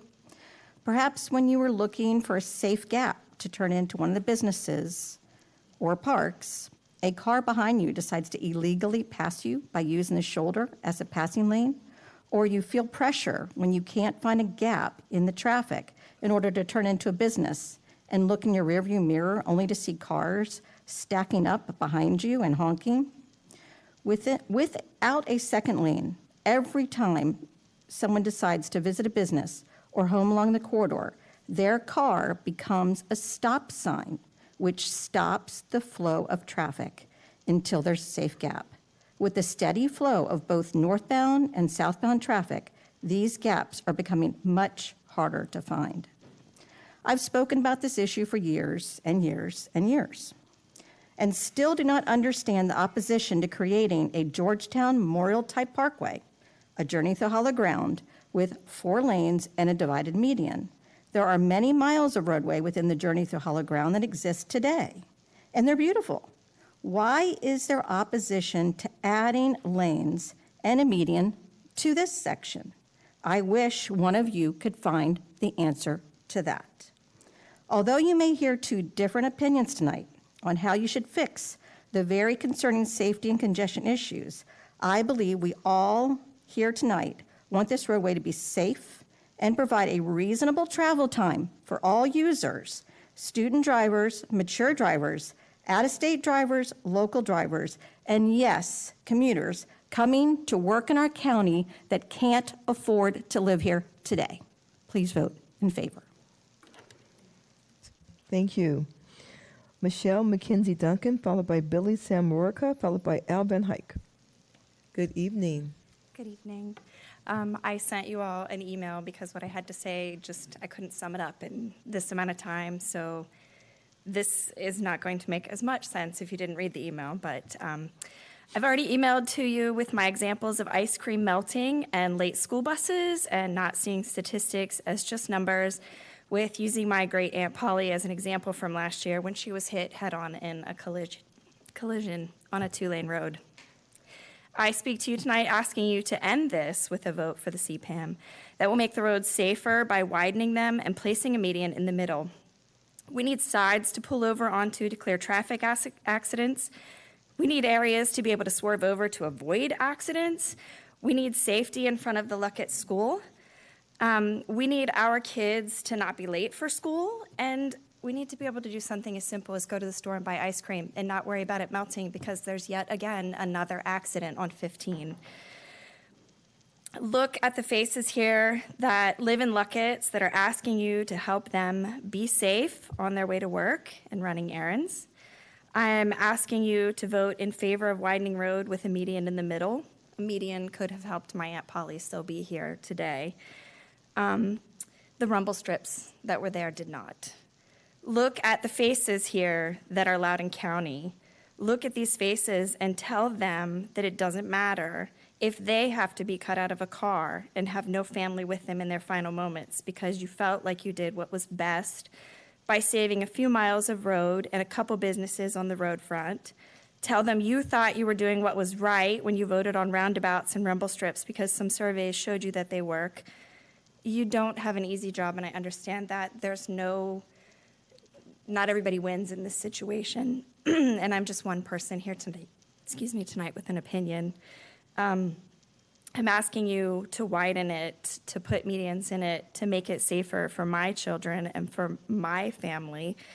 I'm asking you to widen the road and make it so that we have the same ability as many people in Loudon County to buy ice cream, have children be safer on the road, participate in extracurricular activities without the uncertainty of Route 15, not miss out on mundane things like morning announcements, help reduce the chance of getting that call that our child was hit head on, make 15 wider and medians in the middle for safety and convenience because it's the right thing to do. Thank you, and thank you for everything that you guys do. Thank you. Michelle Duncan. I'm sorry, you and Michelle Duncan. I'm sorry. Billy Samorica, Al Van Hyke, and Cheryl Celebi. Good evening, sir. Yeah, thank you, Chair Randall and the board for the opportunity to speak. My name is Billy Samorica. I'm a resident in Village Green. Village Green is situated in Locketts. I'm here to support CPAM. I'm here to urge the House to endorse and vote to extend Route 15 northbound from Montrezl through the Locketts area, possibly through Maryland border by 4 lanes with shoulders and a divided median. A win vote, I believe strongly, will guarantee safety and stand the test of time for us, our children, and those yet unborn. I urge the House to vote yes, yes overwhelmingly. It is the right thing to do. Thank you. Thank you. Al Van Hyke, followed by Cheryl Celebi, followed by Elena Celebi. I think I've got those names right. I know Al was. Chair Randall? He was here. Yes. Chair Randall? Al left? Okay. Al left? Yes, Of you did Al leave a left? handout. Okay. Followed by, okay. Then it's Cheryl and Elena Celebi, followed by Monique Talbot. Good evening. Hi. I'm Cheryl Chelaby. You were close. I was so close. No worries. And I support the CPAM to widen Route 15. I also support farms. I actually graduated in a high school class of 80 and drove 2- and 4-lane roads all the way to school every day. So it's kind of, and past farms on both sides. It's ridiculous to say that farms will disappear because we need more lanes to support the traffic that already exists. I support widening the road and medians because anything other than that is just going backwards. My 4 priceless and globally rare children, thank you, Larry, deserve to be safe on this road, especially as they learn to drive soon. Life-work balance, we've all heard of that, but when you live in Raspberry Falls or somewhere else along Route 15, we have life-work Route 15 balance. Do I have time to go to Costco and come home before taking the kids to basketball practice? Will I have time to get home after a customer meeting and then take the kids somewhere or pick someone up? Or do I need to make sure that my husband can do it? Every single decision that we make every single day includes Route 15 because we use it every single day. It's insane.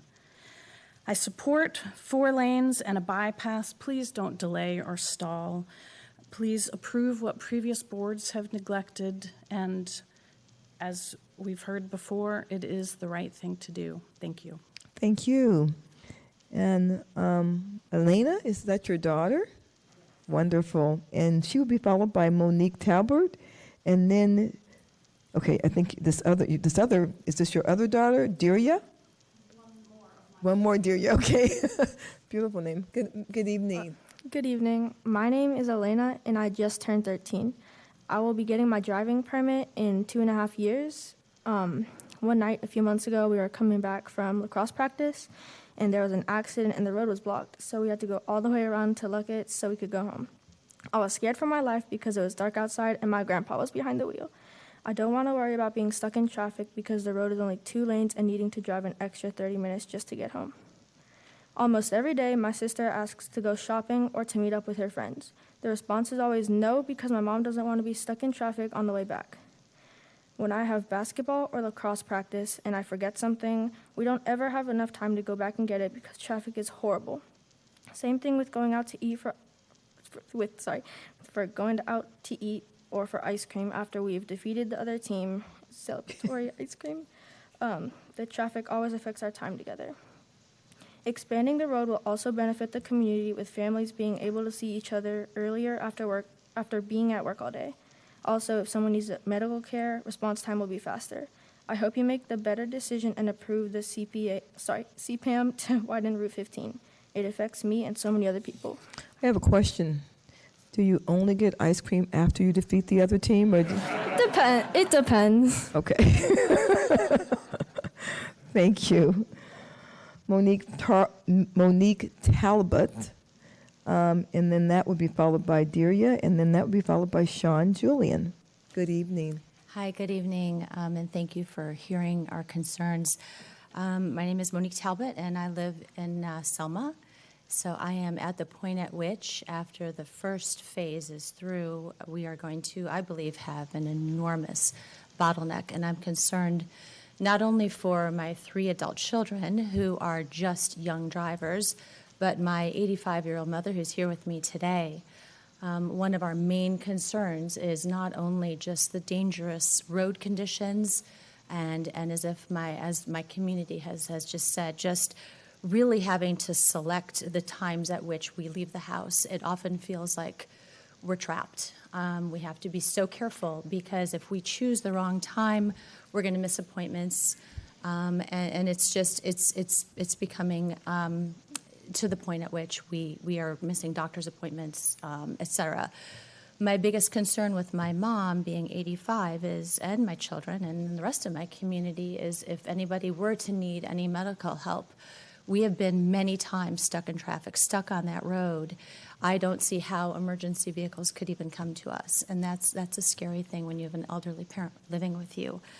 The other point I wanted to make, and I spoke the last time a little bit about emissions, but the gas prices and the price we're paying for gas right now, it's real, and we're struggling, and we're trying to keep up with supply issues, et cetera. Sitting stalled on Route 15 is just a waste of gas, and it's harder and harder to have the gas to be able to do the errands and the things we need. I'm here just basically talking about the people element of this. There are 400 and some thousand people in Loudon County, and I know that doesn't touch all of the communities that you represent, meaning this may not be the route that they take, but it touches a lot of us. A lot of homeowners on this road, especially now from Montresor up through Frederick, are really stranded, and it's a scary thing. So please do the right thing. Please widen the road. Let's not kick the can down the road and do more studies. It's been a lot, and we've had a lot of time now to properly evaluate this and provide the adequate infrastructure that we need for all of these families living around this area. I support the 4 lanes and, of course, the bypass and the median, and just thank you for your time today. Thank you. Deria, you're next if she's here. Hi. And then after you, young lady, will be Sean Julian, and followed by David Goodrum. Good evening. Hi, I'm Daria, and I turn 11 in 20 days. I live with my mom and dad and 3 older sisters. When my mom told me about this meeting, I asked if I could speak. She looked a bit confused because we have stage fright, but I wanted to share how I feel.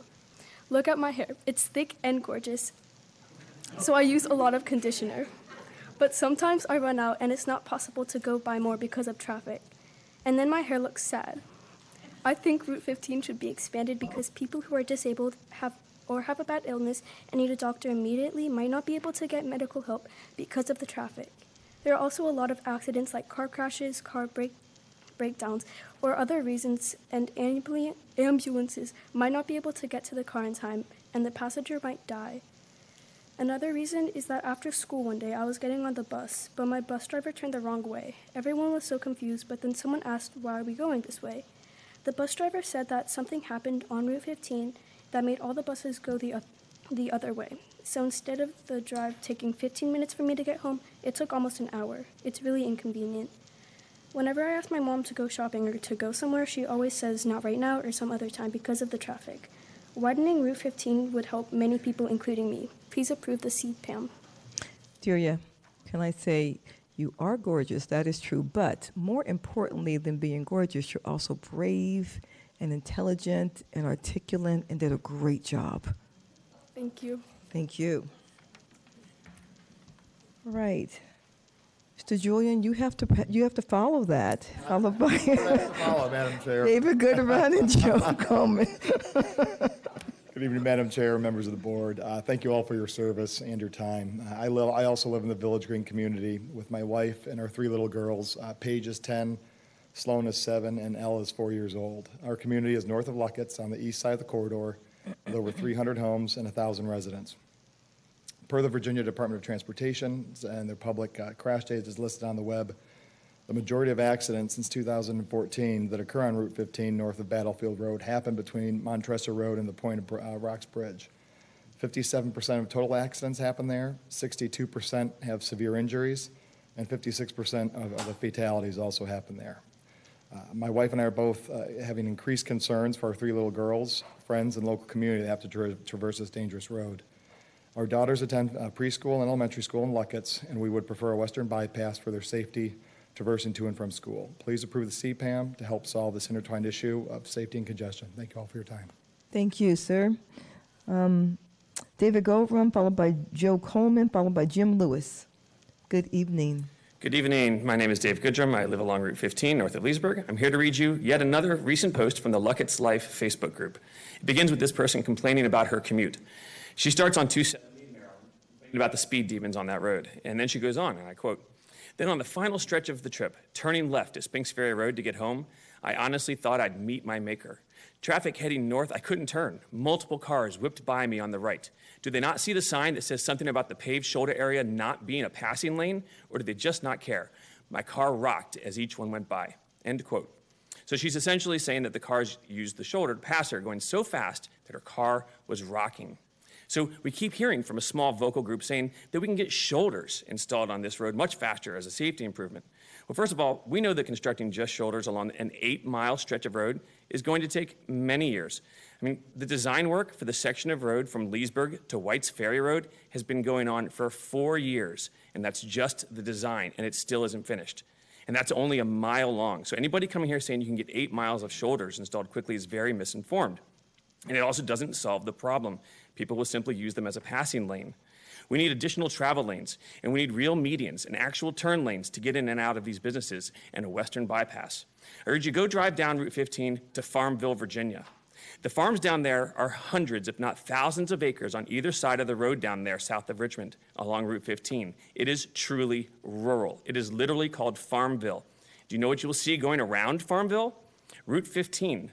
A 4-lane divided road leading up to and around Farmville. And in the center of Farmville, at the intersection of historic Route 15 and their main street, which would be the equivalent of Route 15 and Luckett's Road, is a bookstore, a barber shop, a cafe, and an art studio with beautiful walking sidewalks throughout the town. Meanwhile, the entire town is surrounded by literally more than 10 times the amount of farmland we have in Luckett's.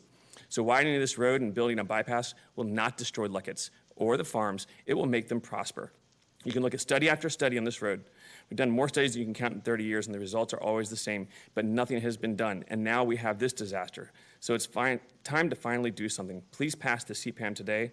I support 4 lanes, medians, and a western bypass. Thank you. Thank you, sir. Joe Coleman, followed by Jim Lewis, followed by, on the phone, Trinity Mills. Good evening. Good evening. Chairman Randall, other members of the Board of Supervisors, my name is Joe Coleman. I live about 4 miles southeast of Bluemont. Thank you for the opportunity to talk about a very special place, J.K. Black Oak Wildlife Sanctuary. I am one of the founders of the Loudon Wildlife Conservancy and a member of a number of other environmental and conservation groups in the area. First, I want to dispel a rumor that is being passed around. The Loudon Wildlife Conservancy did not purchase this property to stop the Route 15 safety improvements. We first became aware of how special the Luckett's area was for amphibians and birds over 20 years ago. You can find numerous articles and photos in our old newsletters that demonstrate this. In 2007, a group of Loudon Wildlife members visited several properties in the Luckett area to survey the amphibians there. They were astounded by the richness of both Black Oak and the Lee property.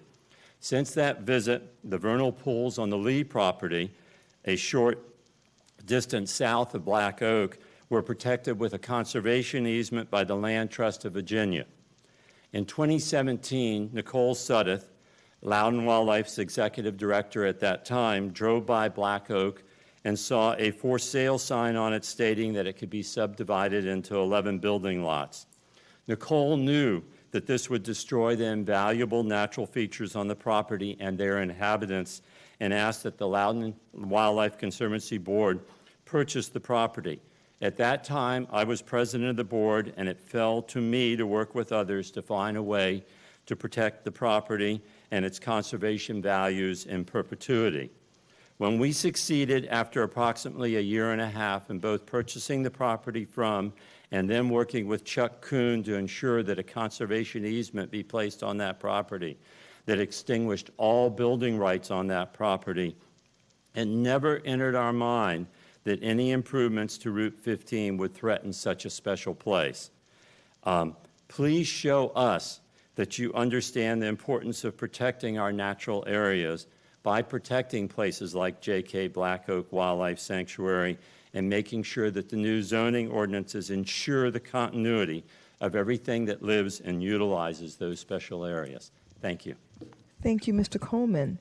Jim Lewis, followed on the phone, Trinity Mills, followed by Mariette Mitri. Good evening. Joe, yes, Mr. Lewis. That's me. Okay. Hello, my name is Jim Lewis, and I live in Raspberry Falls. I've spoken before, and I've spoken to many of you personally, so I think you know where I stand, so I won't waste your time on that. I want to talk about what makes Loudon great. Is it all the wineries, breweries, great shopping, the multitude of restaurants, access to leading healthcare, the outstanding schools? I mean, of course. I mean, it's all of that. It's why I moved here. You know, but I read an opinion in the paper the other day, and the author asked, why are we thinking of spending all this money just so Marylanders can come into Loudon? Why are we building a freeway through the area when we should be conserving the beautiful landscape of Northern Virginia, which I wanted to do also? We're adding one lane in each direction. We're not building a twin to I-95. And almost half the cars on 15 are Virginia plates, but you know, we're not going to let facts get in the way of a good argument. But it made me a little frustrated, not angry, because we should always respect differing opinions. But because the people on that road, they're our teachers, our mailmen, our first responders. You know, they're our landscapers, plumbers, electricians, construction workers, nurses, healthcare workers, farm hands. You know, those are the people that make Loudon great. They're our people. They're Virginians in every sense, but they just can't afford to live here. They eat here, they work here, they shop here. They can't own a home. You know, and that's the issue, the serious issue that we have here in Loudon. You know, we shouldn't discount them just because they don't reside here. It's wrong. It's probably the wrong word to say, but it's elitist. It's not Loudon. It's not my Loudon. Thank you. Thank you. Trinity Mills is on the WebEx, followed by Mariette Mitri, followed by Davis Williams, who's also on WebEx. Are you Miss Mills? No, Hi. I have Mitri. Yes. Okay. Oh, sorry. Yes, Miss. Hi, I'm Trinity Mills. Yes, ma'am. Hi, I'm Loudon Wildlife Conservancy's new conservation advocacy specialist. Everyone agrees that safety improvements are needed along Route 15 north of Leesburg, so there's less agreement on the nature and alignment of potential safety improvements. One solution is to give a voice to those who will be impacted the most by this future road project. This can be achieved through the creation of a small area community plan for the village of Luckett's. A small area plan would help the board achieve the goals of the comprehensive plan to ensure the development and uses of the rural historic village of Luckett's are compatible with its character and visual identity. This can be completed before future road safety improvements are designed without delaying them. The board can also help protect the environment as part of this process by not voting on a potential bypass alignment at this time. As has been stated throughout the process, a future bypass alignment would be determined during the design phase of road construction. The staff report notes that the CPAM process does not include parcel level investigation and analysis, and therefore is not the ideal process for fully eliminating viable alternatives. Therefore, the board should wait until after a community plan is in place and a proper analysis on impacts have been completed before deciding on a potential bypass alignment. This would allow for more complete analysis as part of this process to protect sensitive environmental features while not delaying those needed safety improvements.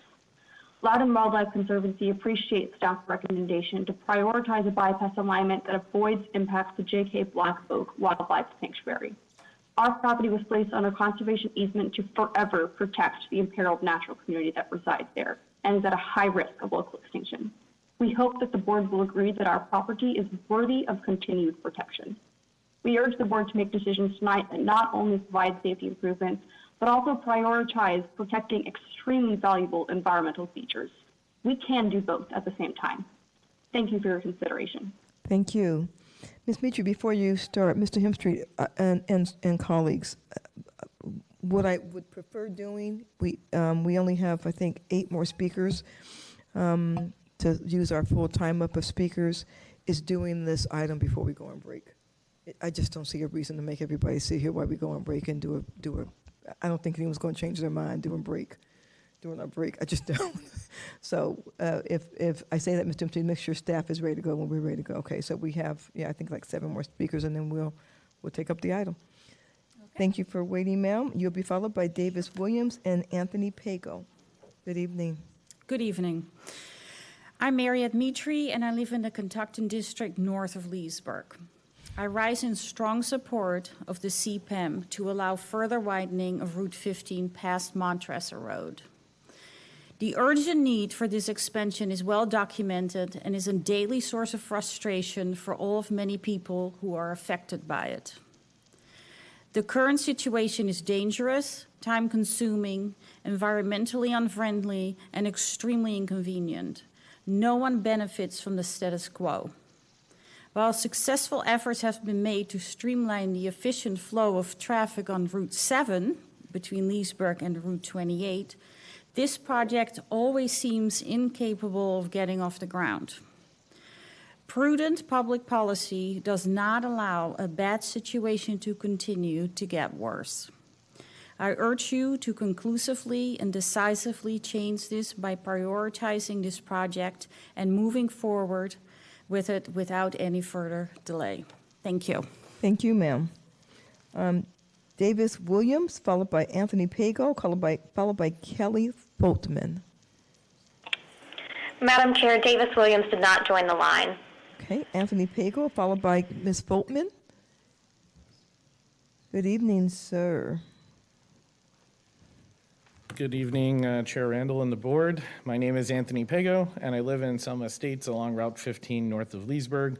I've been here before, been here many times to speak about Route 15. Today's actually my anniversary, and I should be home with my family, but Route 15 is such an important issue for us, so here I am. You've heard many points on this issue, but let's cover the most important. As Mr. McCusker already mentioned, this road has been studied over and over. Enough with the studies, now is the time for action. No one should ask for more studies as they are only delay tactics. The road is over capacity. Roundabouts alone will not fix this issue.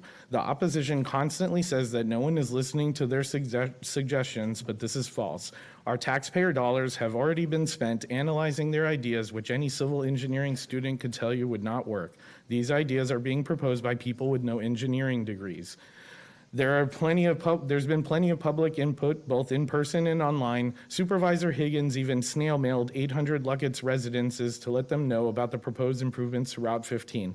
For anyone to say their voice wasn't heard is outrageous. In fact, some of the people who say they represent Luckett's never seem to say how many people they actually represent. They like to speak as if they're the majority, when in reality, they are the minority. There has been enough public input, and it overwhelmingly supports widening, a Luckett's bypass, medians, and shoulders. Over 80% of survey respondents want these things. As many have mentioned, they worry about their family. I have a 3-year-old who I always worry about when I'm traveling Route 15 with him. My wife has to drive to Reston every day. Like others, my family has to schedule their lives around Route 15 traffic. Anytime I plan a gathering at my house, I get comments from my family and friends about their treks on Route 15.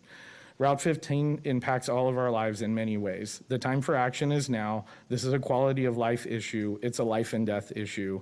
Please approve the CPAN without stipulations and widen Route 15 as far north as possible. Do a western bypass and add shoulders and medians. Thank you. Thank you, sir. I think, did Ms. Foltman leave? Ms. Foltman may have left. Okay, John Ellis, followed by John Adams, followed by Jeanette Herndon.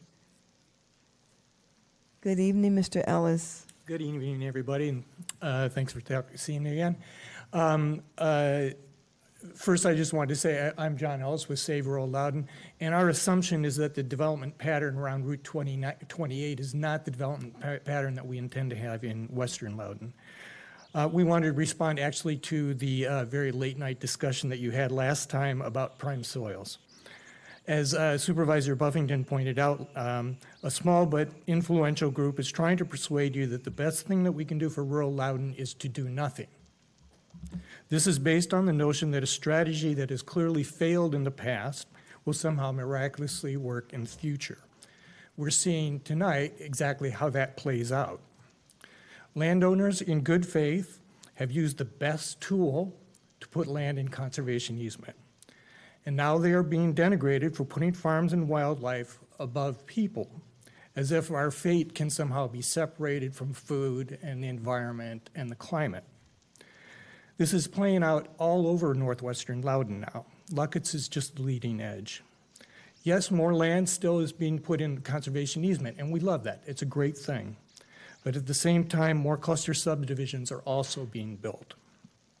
In addition to the loss of the land, many of these subdivisions are on roads that can't possibly, not just Route 15, that can't possibly provide the level of service to the new residents that new residents expect you and the county taxpayers to provide. We have to break this vicious cycle. So our response to the influential people is, please do something.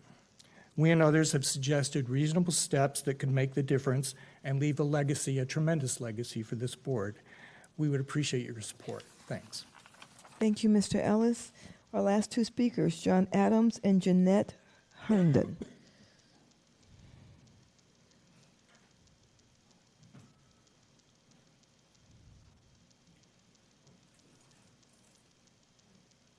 Good evening, Madam sir. Chair, Good members evening. of the board, I would guess maybe this is about the sixth time I've been before a Board of Supervisors in Loudon County requesting safety improvements on Route 15. That goes back maybe 30, 35. That tells you how old I am. You know, as a farmer, I'm a pretty practical guy, and I watch what's going on around me. And recently, I watched Johnny Whitmore's property, 800 acres, be put into a conservation easement.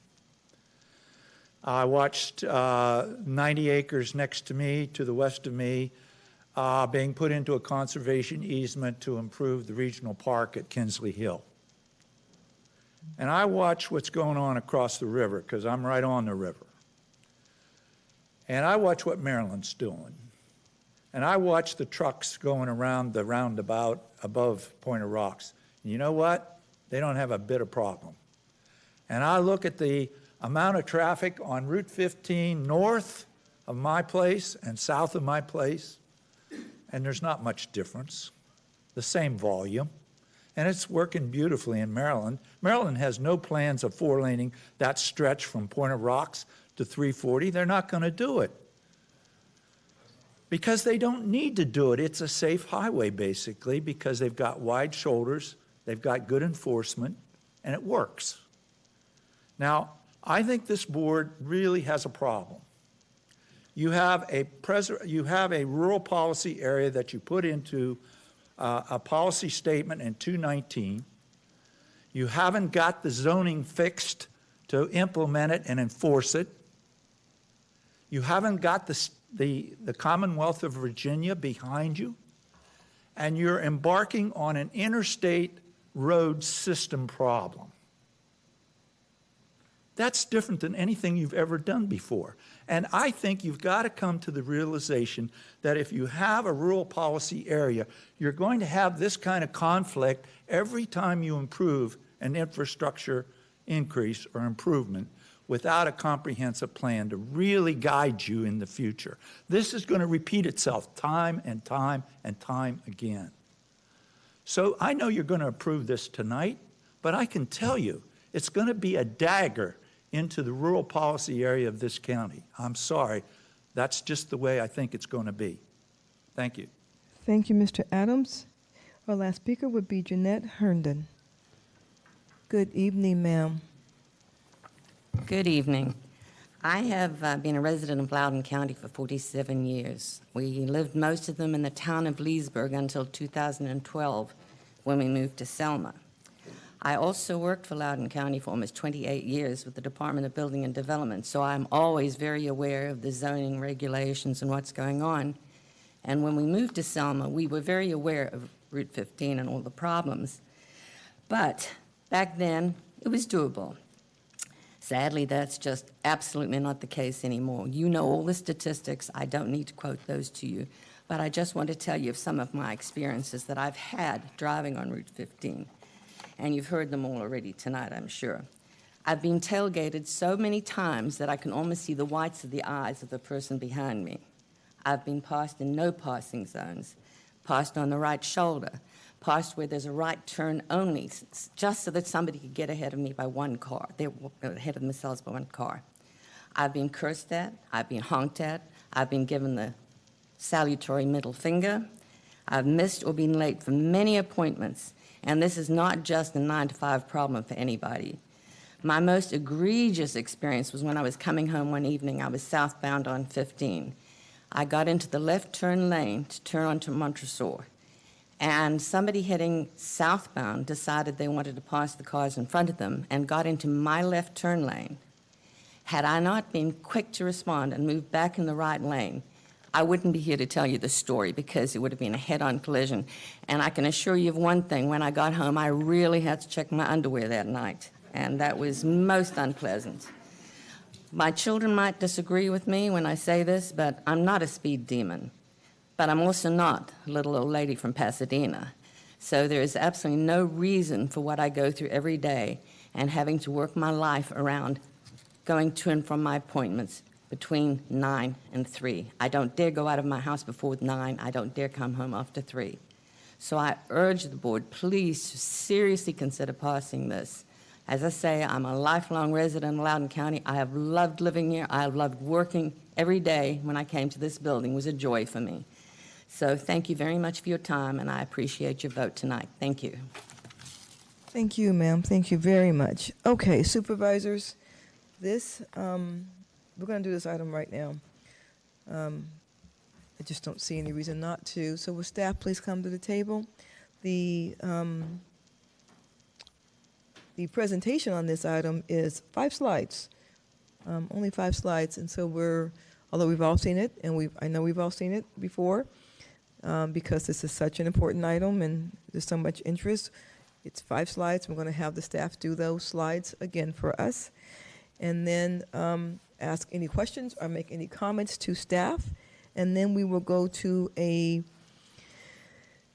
motion. And truthfully, the motion that was passed out to us today was sent around earlier. It was worked on by Mr. Kirshner and Mr. Turner, and to some smaller degree myself. And so I do think it's been very well vetted and shared. It's not a motion that kind of came out of nowhere. So we will go to this motion first that we have in front of us. If this motion does not pass, we'll look at the motion in the package. But this motion in front of us has been worked on by a couple, not all at one time that we all talk about it. 2 people at a time. I should just make sure that's clear. All right, good evening. How y'all doing? Good evening, Madam. There you go. How's Mr. Mosrek, you good? Yes, Madam Chair. Okay, we're ready when you all are.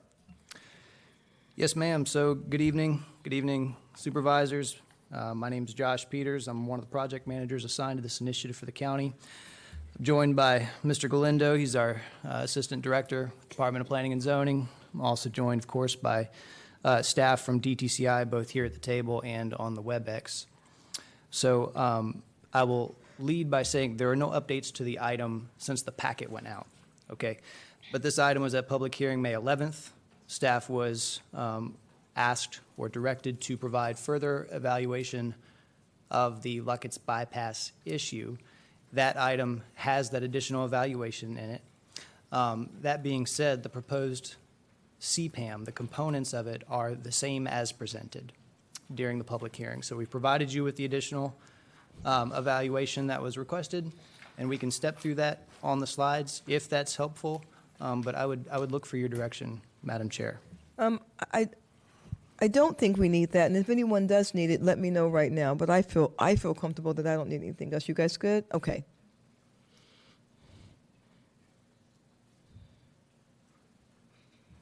You say you don't need. Does anyone need anything else? You're saying anything not in here right now, so nothing is new right here. Nothing is new since the packet. Yeah. All right, you guys good? Good. All right.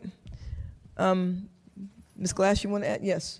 Sorry, may I ask a quick question? We're going to all ask questions. I just have a quick clarification about the presentation. Oh, okay. You said nothing is new since the packet. Is anything new since our last meeting about this?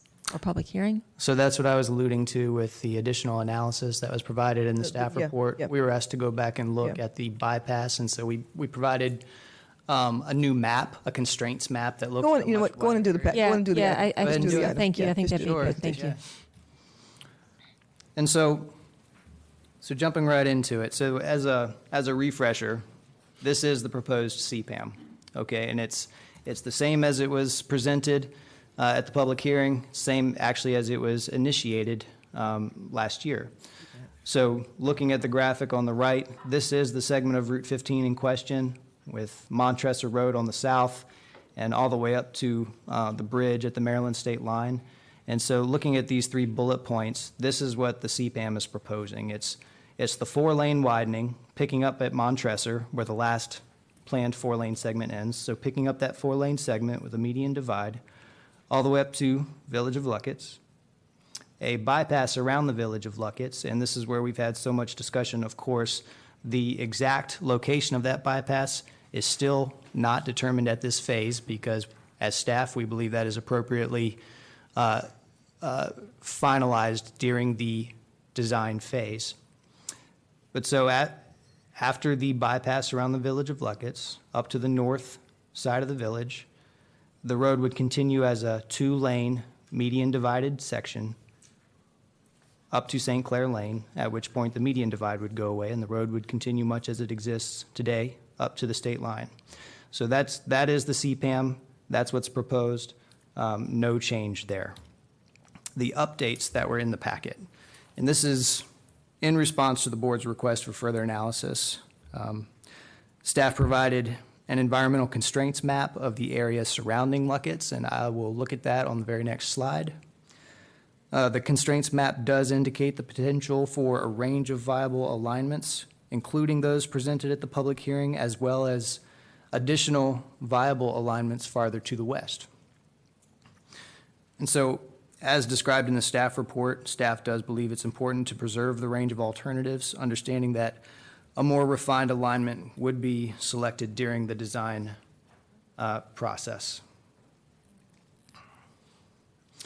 And then I think the one point from the slide that I didn't mention yet, there is a revised additional staff recommendation, and this is additional recommendation number 1. When this went to public hearing, and this is separate from the actual CPAM. These are additional recommendations that would go into the project file and would inform future staff reporting how this project comes back to the board at the design phase. And the staff recommendation number 1 from the public hearing was recommending that the bypass go on the east side. And so in consideration of comments received at the public hearing and further analysis looking farther to the west than we did previously, we've revised that staff recommendation number 1 such that there's no bypass preference in terms of east versus west with the CPAM, but continuing to recommend avoiding impacts to the wildlife sanctuary.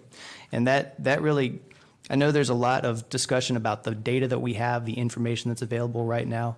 The fact is we're working with desktop level data. And so that does show us where some easements are. It shows us floodplain modeling. And it shows where some of the built environment would likely pose conflict, but it doesn't get into that parcel level analysis. So this is the environmental constraints map. So the area, this is what was provided in the packet, and this represents the bulk of the work that was done since the last meeting. The area of consideration is highlighted in red, and it includes additional area farther to the west than was discussed during the May 11 public hearing. And if you recall the 2 kind of illustrative alignments, the conceptual alignments that we talked about, if you follow my cursor, they came around to the west side, kind of skirting the minor floodplain up to Stumptown Road before bending back in north. And then similarly on the east side, that alignment came to the east and ran up along this subdivision open space. So I point that out to say this new environmental constraints map, it looks much farther to the west. And what we see here is the additional space, the potential to consider looking at existing alignment for New Valley Church Road DTCI staff can speak through those specifics and what that could potentially look like. But the long story short is this, is that there are numerous viable options, and it would be appropriate to pick from those options during the design phase. And so as I mentioned before, and I think this is important, the actual amendments to the CTP are those elements that I lined at the beginning, which were the 4-laning up to Luckett's, the bypass around, the location of that bypass to be determined, and then continuing as a 2-lane median divided segment up to St. Clair Lane. And so that is it. Staff continues to recommend approval of the CPAM and endorsement of staff's additional recommendations, which, as I tried to describe, those additional recommendations are separate from the actual CPAM. The additional recommendations don't go into the CTP. They are project file. And so that wraps up the presentation. We're happy to take any Josh, questions. can you just say that one more time? I'm not sure everyone quite understands. How about this? Can you just explain what the CPAM does and what it starts? Because I don't know that everyone clearly understands what a CPAM actually is. So the CPAM standing for a Comprehensive Plan Amendment, which is to amend the countywide transportation plan. And so, and what's being presented as the CPAM are those 3 components, the 4-lane widening, the bypass, and the median divide north. Those are the amendments to the actual countywide transportation plan.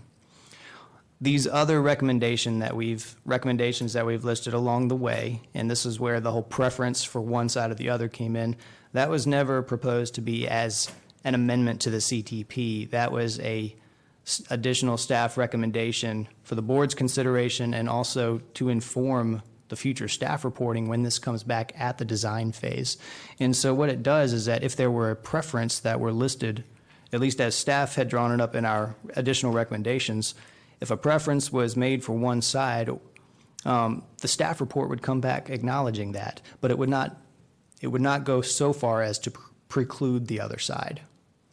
So that was the heart of those additional recommendations, is to address some of the concerns that were identified during the referral process. So that's why we had 7 or 8 of them in there. Good. All right, thank you. Supervisors, we will do this in 2 parts. We're not going to go straight to a motion first. If you have questions for staff or statements you want to make, you can do that now, please. I do, so you guys better put your lights on, because once I do, I'm not going back to you. Ms. Glass? Thank you, Madam Chair. Do we know what Maryland or Frederick County has said about plans to widen Route 15 and or the Point of Rocks Bridge on their side of the Potomac? We did receive a comment letter from Frederick County, Maryland, and it's in the board's staff report under the referral comments. But their letter said it generally opened up with Frederick County, Maryland generally supports the planned capacity and safety improvements along Route 15 and encouraged the board to consider the public comment that they knew was forthcoming as a part of this process. So general support pending consideration of public comment. Okay. But my question is, do they have any future consideration of widening the bridge? Another question is the bridge considered Maryland's bridge, or is it part of Virginia? I will defer to our transportation staff on that question. The bridge is Maryland's bridge. Thank you. All right, Ms. Brixman. Thank you, Madam Chair.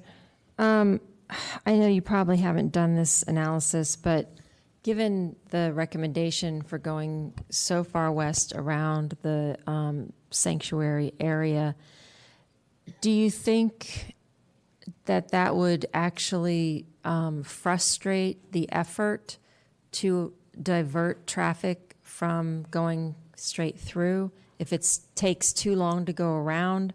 And what will the efforts be to pretty much make people go around rather than straight through Luckett's? So, depending on how the roadway is designed, it can be designed to encourage folks to go around. And in most cases, when we do these sorts of things, people don't even know necessarily that they're going around. So it's similar to, as you head south on 15 and approach Leesburg, the Leesburg bypass goes around, but the predominant flow is that way. You have to make a choice to go through the business route, and it Okay. could do that something similar. Okay, great. That's encouraging. Are you aware if Village Green, Falcon Air, Raspberry Falls, were they all cluster development? By right cluster development? Do you guys know? Village Green was a rezoning application. It was called Elysian Heights at the time. The other projects are by right. They were part of the old A3 zoning. Okay. So at least for Village Green, I think you said we did get cap facilities funds. Yes, and they also made some proffered transportation improvements, like down there at St. Clair Lane. Okay. And then this sort of pertains to Supervisor Turner's second paragraph in the motion. Could staff briefly describe sort of what's already on the books that's going to be done to this area of the road before the CPM takes effect? I understand there's some projects that are already either in design or planned or funded. Certainly. So there are, and I'll ask Mark Hoffman, who's our design program manager at DTCI. He's on the line, and so I'll ask him to elaborate. But essentially, there are improvements up to Montresor Road that are currently planned. There are improvements at the Sphinx Ferry Road roundabout, so in a realignment of Sphinx Ferry Road and a roundabout at that location. Then up where the Lovettsville Road comes off just before Point of Rocks Bridge, there are intersection improvements planned. So all of those are in the works right now. Okay. All right. Thank you. Thank you very much. Mr. Kirschner? Thank you, Madam Chair, and thank you, staff, for all your hard work, your late nights, your meetings with me, your meetings with other supervisors, your hearing from. It's a lot. I mean, this is a big undertaking, and I have a few things to say within the motion, but I do have a couple questions to follow up. The first I would note, it is my understanding, if my memory serves me right, that Maryland has, I think, 5 Route 15 widening projects. You can find them in the Maryland Highway Needs Inventory. I don't know exactly as to how much those widening, but they are constantly looking at improvements on 15. And I also would note to my colleagues that they don't have the same sort of volume. They have their volume plus our volume. We have their volume plus our volume on our portion of 15. They just have their volume. So a couple real quick. There was one speaker who stated that there's a level 3 freeway. That is not the case. Am I correct? Yes, that is correct. And so the CPAM, this is a principal artery or major collector, not a freeway. Is that correct? That is correct. Okay. And it is also correct from the item and from everything we've gone through that the goal of this CPAM, and quite frankly the rest of 15 that is already in the works and being designed, is to be context sensitive. Is that right? That's correct. Okay. It's also true that you will follow Journey Through Hollow Ground guidelines. That is part of every single, certainly this project. Is that right? That's correct. Okay. And can you talk about the important guidelines that will be followed as part of the CPAM ultimately when we get to? Sure. The Journey Through Hallowed Ground. Environment on that. Yes. The Journey Through Hallowed Ground design guidelines is really an exemplary document. Folks around the country can use it as an example, and they have extensive guidelines for this corridor based on individual the types of segments, and so the context of individual segments of this corridor. And so, in the urban areas, in the rural areas, that sorts of thing. So the types of features that we need to pay attention to are things like guardrail type, and if we build bridges and walls and that sort of thing. They do make recommendations regarding shoulders. There's a number of different potential designs that could be evaluated. The Journey Through Hallowed Ground did recommend more of a grassy shoulder, reinforced grassy shoulder. We do have concerns that perhaps VDOT would not be comfortable with that, but through the design process, we believe we can engage the public in identifying how we want to treat the shoulders in a way that is more context sensitive and consistent with the Journey Through Hallowed Ground guidelines. Great, I appreciate that. Thank you. Real quick, when I have 10 seconds left, I'll throw out one last question. Just I think it's helpful. there are environmental requirements that will be followed. Certain things could be triggered depending on what we run into as part of the design. Is that correct? Correct. Thank you. Mr. Buffington. Thank you. The improvements that you mentioned, ma'am, that were already in design or actually in progress, I guess, in some level of progress, do they require this CPAM to be approved for them to continue? Not at this time. I mean, no, they don't. I should say that clearly. No, they don't. So that's why they're already in progress, because they did not require this CPAM. There was a Right. CPAM that affected, that has already been passed, that affected one of those segments. Thank you.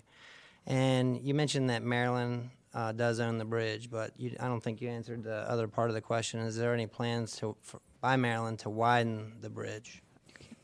Okay, I'll take that one. We did meet while we were conducting this study. We met with Frederick County and with Maryland State Highway.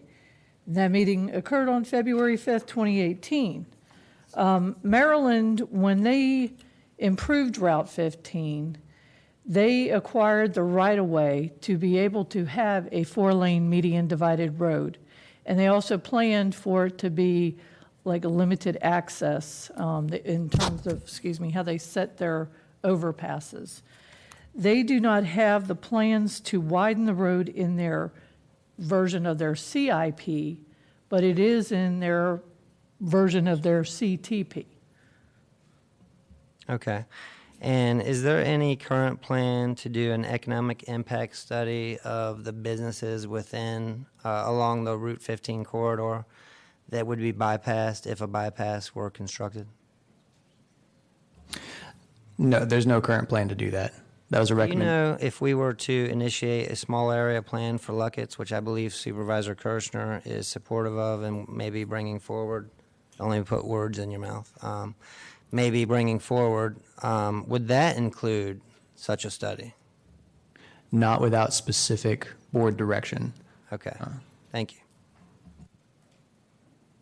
Thank you, Mr. Buffington. I did want to respond to some of the speakers and maybe some confusion. There have been a couple of people who've talked about, and this picks up on what Ms. Brixman was saying, talked about, if we approve homes, when we approve homes. There's something called by right development. And by right development means it is a completely administrative process. It does not come to the board and get approved. Thus, there are no what's called capital facilities to support their housing. There are no roads, there are no schools, there are no cap facilities. Almost all of the speakers that came to us tonight are living by right communities. So in other words, we didn't approve your homes because we knew there were not any roads, any schools, any things like that. Now, that doesn't mean that you are here now and you are a constituent. We need to handle that. We need to take care of that. But I don't want anyone thinking that boards in the past approved all these housing developments and just chose not to approve houses and roads and schools and other things to go along with the housing development. That didn't happen. These homes are by right homes, which is part of the problem right now, that there was nothing put forward in road design when those houses were built without any board's approval. It's why I always talk about the fact that we have not approved a housing development in Loudon County, a board of supervisors, for over 12 years. And that's why I always say that, because it's important to know that. Again, that doesn't impact what has to happen today, but I do think that's important to know that planning wasn't our bad planning. It's just what happened when there's by right development. Also, Mr. Kirschner was on the phone with me recently when I talked to Maryland about a bridge crossing, and because we need to have another bridge crossing from Maryland to Virginia because of all the congestion. And I have gone to Maryland now 6 times and/or talked to Maryland office holders about even their willingness to have the discussion. The last time we were on the phone with 2 high-level Maryland officials and we asked about a bridge crossing, his exact words to me were, and I quote, "What else would you like on your Christmas list?" unquote. And they made it clear that not only were they at the local level not willing to talk about doing anything more, but on a state level, they weren't willing to talk about anything more. And so any notion that Maryland is trying to help, let's put that right out the rip. They're not. This is us. And we should do what we have to do, but we're doing it because we should do what we have to do. So I just want to put those two things on the record. Mr. Kirshner, you have a motion, sir. I do. Thank you, Madam Chair. So I've handed the yellow sheet to all the board members. I move the Board of Supervisors approve CPAM 2021-0002, use Route 15 North, widening and safety improvements as presented in the attachment 1 and 2 of the July 5, 2002 Board of Supervisors business action items subject to revising roadway location, note U on attachment 1 to read as follows. Per CPAM 2021-0002, the widening of Route 15 includes a planned bypass around the village of Luckett's. Final alignment of the bypass shall be west of existing Route 15, and the number of lanes south of Stumptown Road will be determined on the basis of a formal project alternative study to be performed in conjunction with the project design. I further move that the staff present to the Board of Supervisors not later than October 18, 2022, Board of Supervisors business meeting, a list of safety and operational improvements that can reasonably be completed within 7 years from the date of the passage of the Route 15 North CPAM 2021-0002. The list will include a description of each proposed safety and operational improvement, prioritized by the most beneficial to the least beneficial in terms of improving corridor safety and reliability. In addition, the list will include the estimated time to complete the estimated total cost when constructed and will be forwarded for consideration in the FY 2024 CIP budget development process. Second. We got a third. I'll give it to Miss Umstead. I'm just a nice chair. Ms. Umstead gets a second. Madam Chair, can we divide the two motions? Yes, The first part and the second part? Sure. So, okay, so if we're going to divide the motion, then the motion we'll first discuss is the first part of the motion, and the motion maker and seconder stand on the first part of the motion. So we'll do the two parts independently. So, Mr. Kirshner? Thank you, Madam Chair. So I have a lot to say, and I have 3 minutes to say. And the first thing I want to say is this has been a journey of for me. It started when I was a young prosecutor and had to attend fatalities on Route 15. Nothing more gruesome, more difficult, more horrific to explain to families when individuals that you love are killed because someone crosses over a narrow line on a fast speed lane. Then it continued when I was running for office, and I will tell you, when I was walking Village Green and all the other developments, Selma, Raspberry, et cetera, when running for office, talking to person after person after person after person, this was their number one issue. And I would say it was pretty much what we saw tonight, probably even more overwhelming, 9-1, that wanted to see these improvements go in on Route 15 to keep the ones that were in motion and to include others. Then that continued as I got on the board and I really began to dig into this issue and to see all the various aspects of it. And I brought forward this motion because I think it balances the correct approach that we need here. One, many of the folks said it very, very well tonight. We have to have these improvements in this area. Safety is first and foremost. And the motion that I've really put forward in the last minute and a half does a couple of things. First, it accepts the CPAM as was put forward.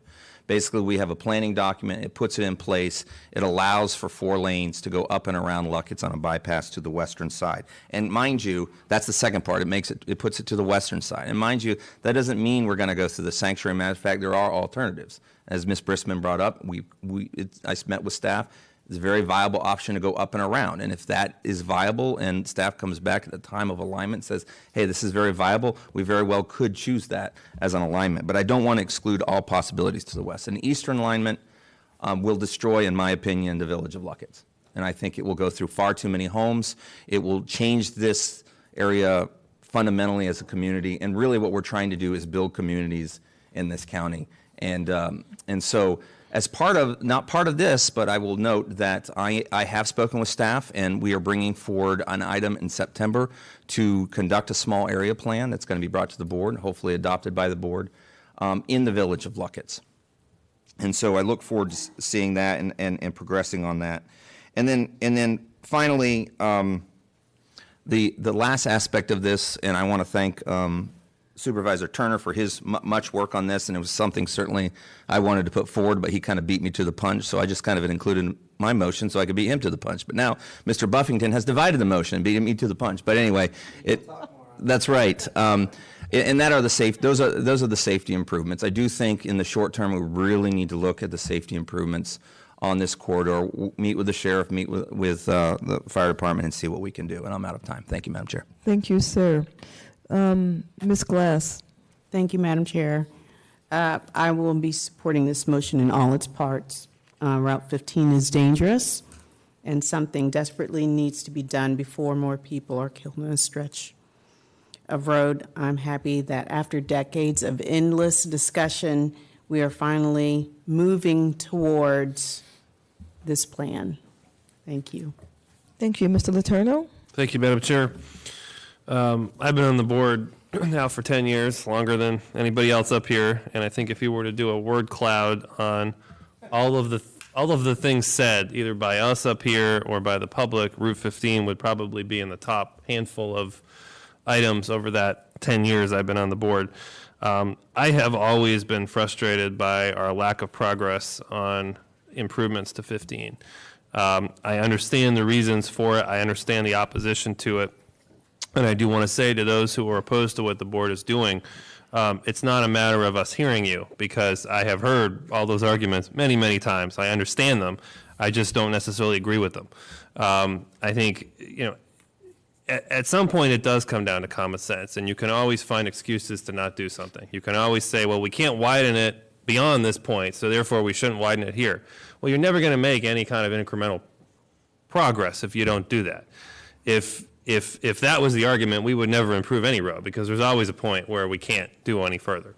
And we certainly have that situation. But you can try to make improvements for both safety and for traffic congestion. My son plays travel baseball. We have a lot of tournaments in Pennsylvania, and I dread every time we have to go that direction, because I know up through Frederick and York, Pennsylvania and everything, the route's going to take me on 15, and that's going to be the worst part of my trip.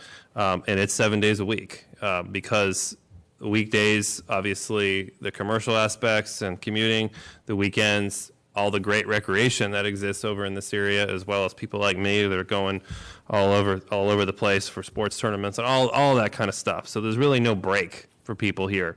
And it isn't just the folks who live around Route 15. Those are the ones here tonight. They have to deal with this on a daily basis, and they rightfully have our attention. But it's everybody, because lots of folks going through Loudoun County to different places in Loudon and beyond in Virginia deal with this road. I remain hopeful and optimistic that at some point we can have a viable discussion with Maryland about a actual plan for a corridor improvement, including a bridge. However, that reality is not in our hands, as the chair said. So we have to do what we can do, and that is to look at the situation on the ground as it is and simply to try to improve it. There's a lot of debate about exactly what's an improvement, but the CPAM process is broad. It does not lock us into a particular solution. It enables us to evaluate project by project, to get analysis, to do design, and then to actually put these pieces together. It's a broad process. It's purposefully open for discussion, and there will be, I'm sure, on all of these things, specific discussions on all these elements. But at this point, we just simply need to move forward with it. Thank you, sir. Mr. Buffington. Thank you, Madam Chair. Unfortunately, sir, this vote won't be unanimous on this part of the motion, and it has nothing to do with partisan politics.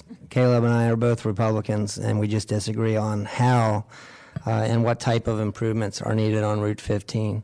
I respect all of you all's opinions. Obviously, I don't agree with most of them, but I respect your opinion, and I did listen to all of your comments, and we've had multiple meetings on this, so you know where I'm at. I will just not belabor this point, but stand on previous comments that I've made, and I also want to associate myself with Farmer John Adams' comments that he made today. So I'll be voting no on this part. Thank you. Thank you, sir. Ms. Brixman. Thank you, Madam Chair. While I'm a little bit reluctant to vote in favor of cutting ourselves off from options, I am going to support Supervisor Kirschner's motion and trust that he's done, way more research than I have, although I have done a lot of research on this, and understands what the majority of his constituents want and need. To the bridge issue, there will come a point when Maryland has to replace that bridge. I mean, it's going to have to happen at some point, at least with that bridge. And at that point, I am fairly confident they will decide to widen it, but that's a little bit down the road.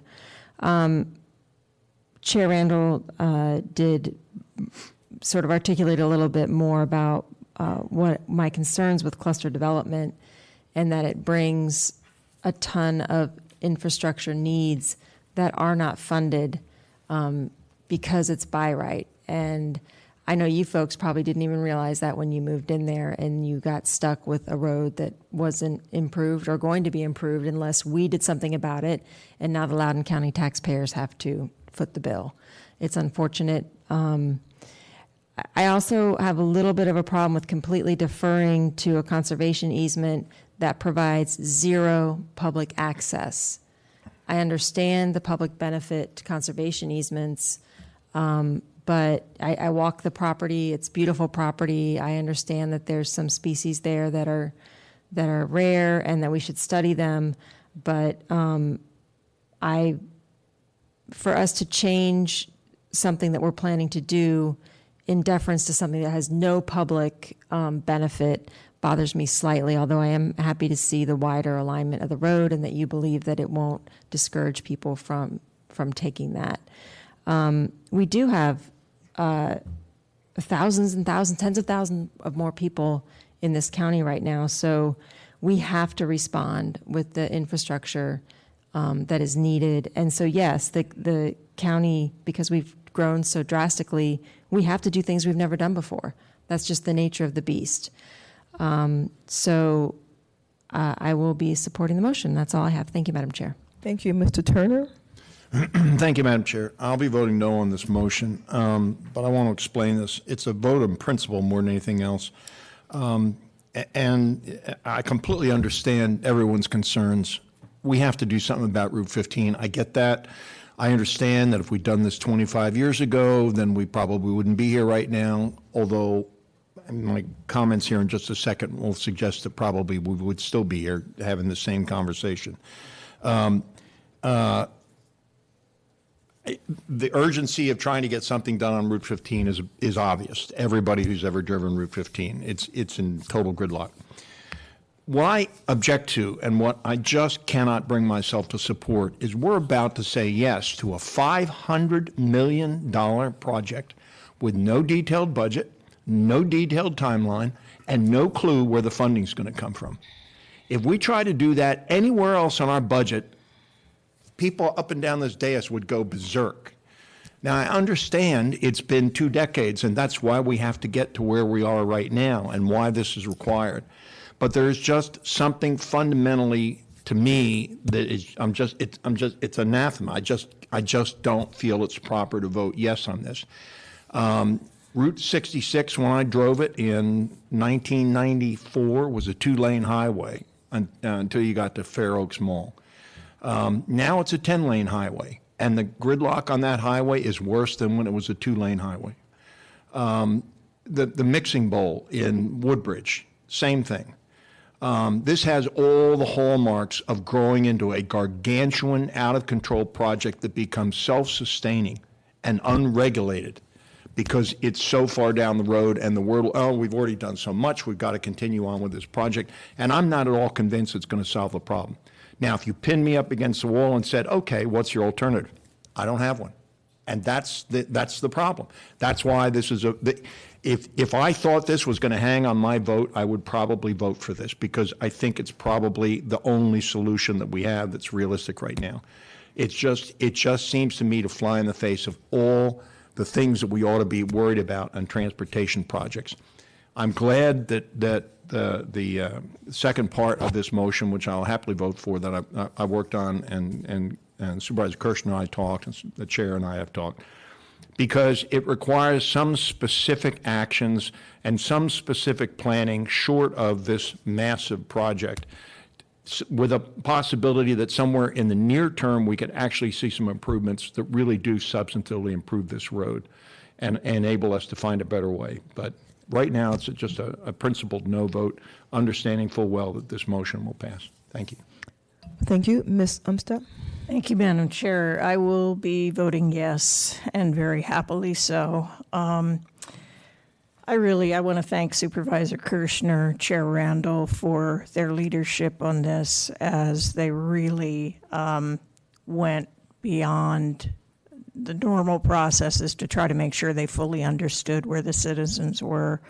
The vast majority of our citizens in this corridor desperately want and need this project. I want to thank staff for taking so much time running all those stakeholder meetings, putting together surveys, trying to cover every base, and briefing any of us who asked whenever we asked. Thank you. That has been extremely helpful. This is foremost, of course, as so many in the corridor pointed out, a safety issue. And as many up here have said, and as many in the audience have said, we have lost far too many lives because it is a terrifying road for good reason. Supervisor Letourneau has experienced it personally. I have experienced it personally. Supervisor Glass made very eloquent comments at a previous meeting about her experience on it. And Supervisor Kirschner, of course, experienced it very early on. Too many people die because there is no escape. There is no fast lane. There is no slow lane. There is only one lane. And the observation from the audience that people honk, they tailgate, they will pass you on the right, they will pass you on the left into oncoming traffic. If you dare, go the speed limit. If you're not going 10 to 20 miles above the speed limit, you are going to face that experience on Route 15. When it comes to cooperation with Maryland, I agree with Supervisor Briskman that at some point that bridge will have to be replaced. But the key goal now is to make life safer and better for as many of our residents as we can. And if we are simply pushing the roadblocks farther north, if we can get them north of where our people need a safe passage, that's a huge win. And that is one of the goals of this project. If we ever want to run buses, commuter buses, from Point of Rocks train station down to the park and ride in Leesburg, we need 4 lanes to make that effective. So as we try to reduce congestion and try to reduce environmental aspects, negatives, we need this 4-lane road. Thank you. Thank you, Ms. Umstattd. I started off as a no vote for this, and then I did my homework, and I met with individuals and groups, and I talked to people, and I went out and put myself in the traffic purposefully numerous times, even on the weekend, and I came to the conclusion that there is just no way to separate congestion from safety. You just can't. If this was a congestion-only issue, I would be a no vote. But this is not a congestion-only issue. When you have that much traffic traveling through Waterford and other places, it becomes a serious safety issue. Ms. Pokey was right. We have not discussed, and depending on the alignment, we will discuss the trailer park community, because just as we don't want this behind the school, we also don't want it behind the kids who go to that school who live in the trailer park community. So the alignment is going to be really, really important, and how this is aligned.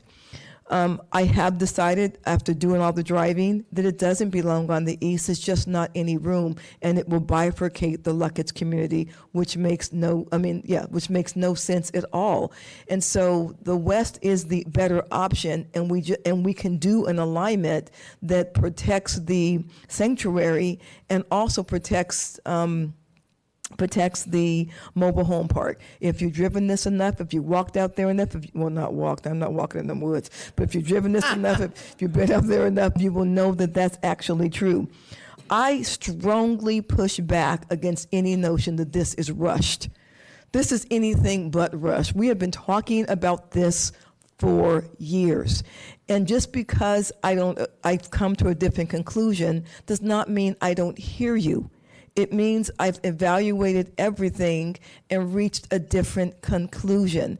And as much as I care about everything environmental, I would put my environmental voting record up against anyone on this board and anyone who sat in the boards for the last 3 boards. I would.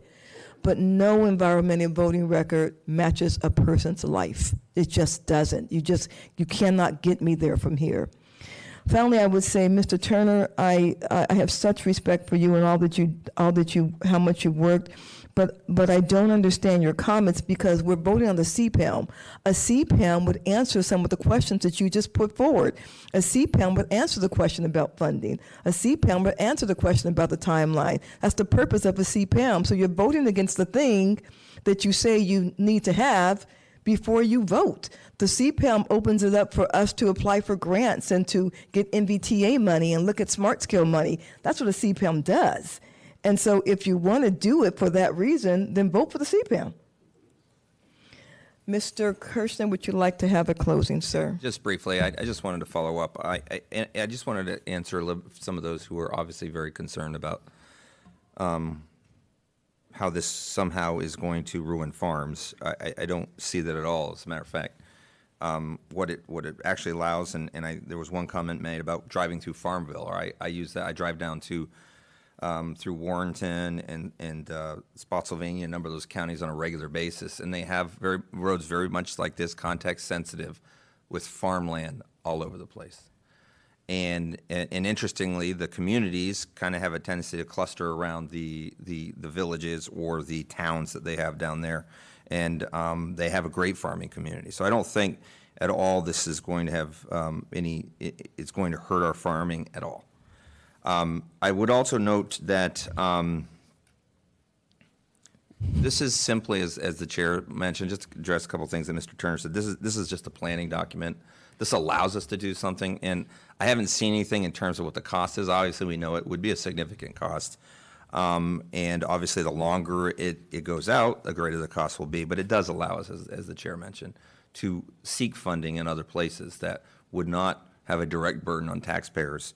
And again, it allows us to plan, especially as the first 2 parts of the road are completed, up to White's Ferry and then again up to Montreser. We're going to have a lot better idea what those improvements are. And then ultimately, when we put in place this small area plan, I think we'll also have an opportunity to make Luckett's even a better place. And when I say we, I really, the people who make it a great place are the people who live there, who enjoy it, but a better place for them to enjoy and to walk around and have grow and raise their children. So those are real big points I just wanted to make in conclusion. And thank you for my colleagues who are supporting this. All right, motion was made by Supervisor Kirshner, and I begrudgingly let Ms. Umstead have the second to the motion. All in favor, please say aye. Aye. Oppose? That motion will pass 6-1 with Supervisors Buffington and Turner voting against the motion. There's a second part of the motion, and it's the same motion. It was split, so the motion is still made by Supervisor Kirshner and still seconded by Supervisor Umstead. So, Mr. Kirshner, would you like to have an opening on this, even though most of that was Mr. Turner's stuff? But it was everything I was thinking, so fine. No, I don't need an opening. I think I've said enough on it. We definitely, I think, should, even on other roads, but this road especially, look at continuing safety improvements that we can reasonably put together. Thank you. Okay. Anybody else on this part, on this second part? Mr. Buffington? Yeah, Madam Chair, I definitely support this part, and I look forward to seeing the information that you all come back with. And I would respectfully disagree with what your comments on this part of the motion, Madam Chair, because, and staff, please correct me if I'm wrong, but I believe if we just pass the CPAM and do not pass this second part of the motion, there are things that will come back as a result of the second part of this motion that would not come back to us as a result of just passing the CPAM. Is that, I may have said that confusingly, but am I correct? I mean, you're going to come forward with a list of some smaller. There may be some things that we can do in the Thank you. interim until the other improvements are made. Okay, thank you. And so it does, this second part of this motion does matter, and it is different from the CPAM part of the motion. And I think it's actually going to be more helpful to these folks than the CPAM part of the motion, because the CPAM stuff isn't happening, no matter how much support we have up here, for a long time. This other stuff, hopefully, will be things that could happen sooner than some of the CPAM stuff, which eventually will probably happen, based on that vote we just took. But I would like to see some, it's definitely, you guys need safety improvements on Route 15 North. It's a horrible stretch of road. We need safety improvements. I don't disagree on that. I just think that there are some smaller things that we can do that are not so big as 4-lane divided highways up there that will improve the traffic safety and the management of traffic going through that area. We've seen it in other areas like Route 50 at Gilbert's Corner. That intersection when I was a kid was horrible because there was a traffic light there. They put a series of 3 roundabouts there, and I don't know how many years later, 20, 25 years later, it's way better than it used to be when I was a kid. And there's a lot more traffic going through it than there used to be when I was a kid. So I look forward to this item. I look forward to what you come back with on this, and I hope that there are things that we can implement much sooner than these CPAM things that are still up on the screen there. But even with that, it still will take multiple board terms before any of that stuff happens. I'm not guaranteeing you that. I'm hopeful I'm wrong. But I've been on the board 2 terms, and I think only one of my projects has actually been constructed yet. I mean, it takes at least 2 terms before you see any of your initiatives result in anything when it comes to road projects, other than, yeah, we get updates all the time. Oh, we got some funding. Well, it takes a long time to actually get to construction, and that's my point. So hopefully this will result in improvements sooner rather than later for you all. Thank you, sir. Mr. Turner. Well, thank you, Madam Chair. With respect, Madam Chair, I don't believe that the comprehensive plan, which is the general plan and the countywide transportation plan,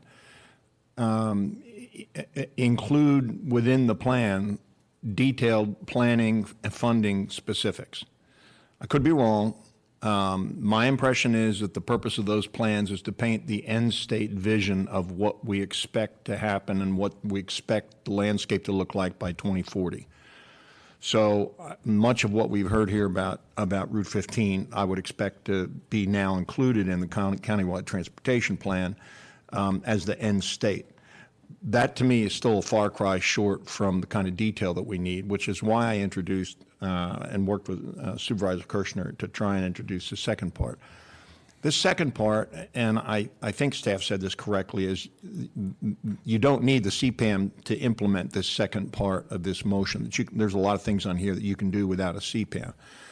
The reason I like that and the reason I thought through this and introduced it is because it forces specificity, and it forces us as a board to get our arms around what is possible in the near to intermediate term and what's measurable. It's got real defined metrics about how we can pay for this, where it should fit into the CIP. And because it's more specific, I think it has a much higher likelihood of being realized. Several speakers said tonight that my children are about to come up to driving age, and I really want to try and make this road safer. Your children will be 40 before they see a safer Route 15, just based on the CPAM. It's at least a decade out just based on the CPAM alone, I would be surprised if we turn a shovel before 5 years is up. So I wanted specificity. I wanted specific projects that we can do in the near and intermediate term, and that we can really get our arms around and try and measure out and actually try and accomplish, because I thought the safety improvements on the road are absolutely urgent and paramount.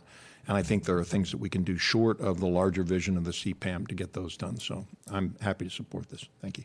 Thank you, Mr. Turner. Mr. Letourneau. Thank you, Madam Chair. Just to kind of get into this topic a little bit, because I think there's a little bit of misunderstanding of what we're saying. So if we had project detail specifics on every plan, we would never pass a countywide transportation plan. We can't, the planning document is what allows you to do the staff work that allows you to get those things and actually develop projects.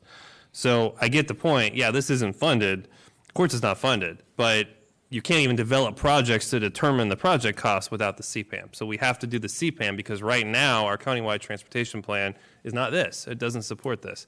Now, all of that said, what everybody's saying about the project length is true. It takes a decade to get a project done, and maybe that's why I've hung around for so long, because I'm trying to get my projects done.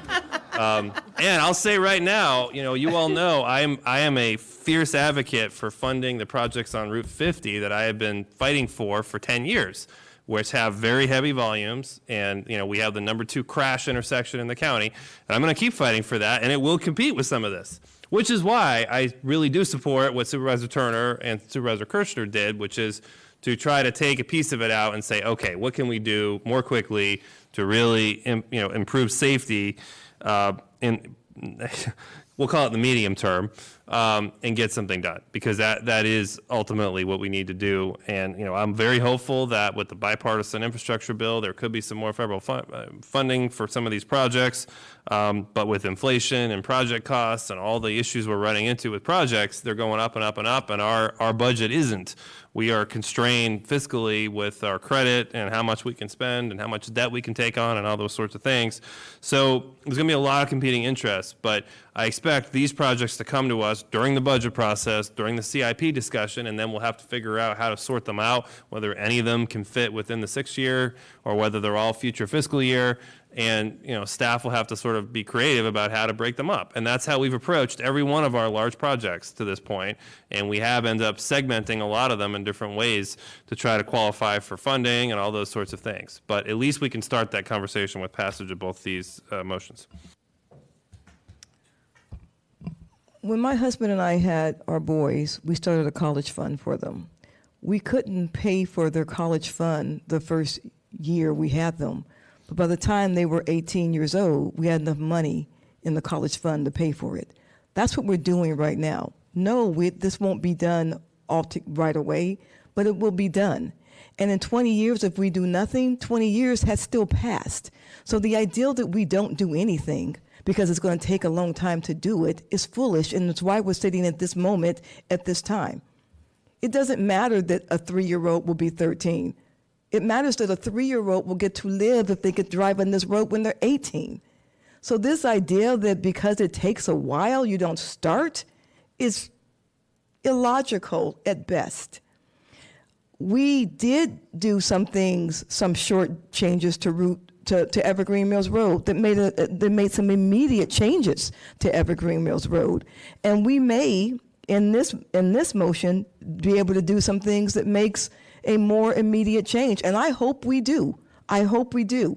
But that doesn't mean we don't need the CPAM for Route 15 overall. And the way we identify the money is because we will have the CPAM. The second part, it won't be able to, that's not how you identify the grant money, the federal money, the other money that we might get. I support it, and I want it to happen, and if we can have a good deal of safety improvements in 7 years, I certainly want those. I also want to say, and Ms. Glass, tell me if I'm wrong, when I had the update on this issue, I was told that the safety improvements that are being considered would be about 80 to 85% of the projects if we finish the project as a whole. So it's not like we're going to save a whole lot of money just doing the safety improvements. It's going to cost a good deal of money anyway to do the safety improvements. So let's do the whole thing once, because as much as I don't want to go through sanctuaries, and as much as I don't want to harm the environment, as much as I don't want to do that, The truth is, by right or not, people are living there, people are driving through, and people are dying. And oh, by the way, for anyone who thinks we're doing this just for Maryland, those people who are coming from Maryland are working in Loudon. So whether they're living or working in Loudon, we still need to do something to help them too. No, I don't want to build a road for Maryland, but I certainly want Loudon workers who come from Maryland, and by the way, feel free to move to Loudon, but I still want to have those workers actually be safe as well. So this is maybe one of the hardest decisions I've had to make, but I will tell you, I've done every bit of research and I stand on my decision. Mr. Kirshner, would you like to close? Briefly, Madam Chair, and I first want to thank Madam Chair. She and I went out this weekend and actually drove all around Luckett's looking at the possible bypass options, and we stopped at Roots. They had great barbecue. Sorry, I didn't invite you. You did not offer me I didn't know lunch. you wanted to eat. I thought you wanted to go shopping. My mistake. I'll make sure I offer to buy you a meal next time. Just sit me on my way, drove me around, sit me away. Sit. So I do want to thank for those of you who have looked at this hard and fast, and we've done a lot of work on this, and I know that's this vote's going to disappoint some people, the first vote, and then obviously this vote. I think really there's no complaint about this vote as a whole. I will note though on this vote specifically, we are already implementing safety improvements. The last board put in. And we are in the process of design right now, I believe, and looking at, we have it funded and improved in our cap. And that are the improvements that are realigning New Valley with Spinks Ferry, and a roundabout will be being put in there. That's already well underway and in progress. So that's one of hopefully a number of safety improvements that can be put in a shorter period of time. And the truth of the matter is we need to continue to look at ways to, and I think Mr. Letourneau would agree with me, ways to speed up projects as best as we can. I know we've done some here on this board. It is a large undertaking. Our staff works very, very hard, and we as supervisors work hard. We're trying to do the best, and I think everybody up here has the greatest intentions. So I'm glad we're putting this forward. I think this will be a unanimous vote. So thanks. Thank you. The motion was made by Supervisor Kirshner, seconded by Supervisor Umstattd. All in favor, please say aye. Aye. Oppose? That motion would pass 8-0-1 with Mr. Saines being off the dais. Supervisors, let's take a break, but thank you everybody, by the way, for coming in. Thank you, appreciate it. Let's take a break, but let's take 5 and then come back and read in the closed session, and then in closed session take our dinner break. Yeah.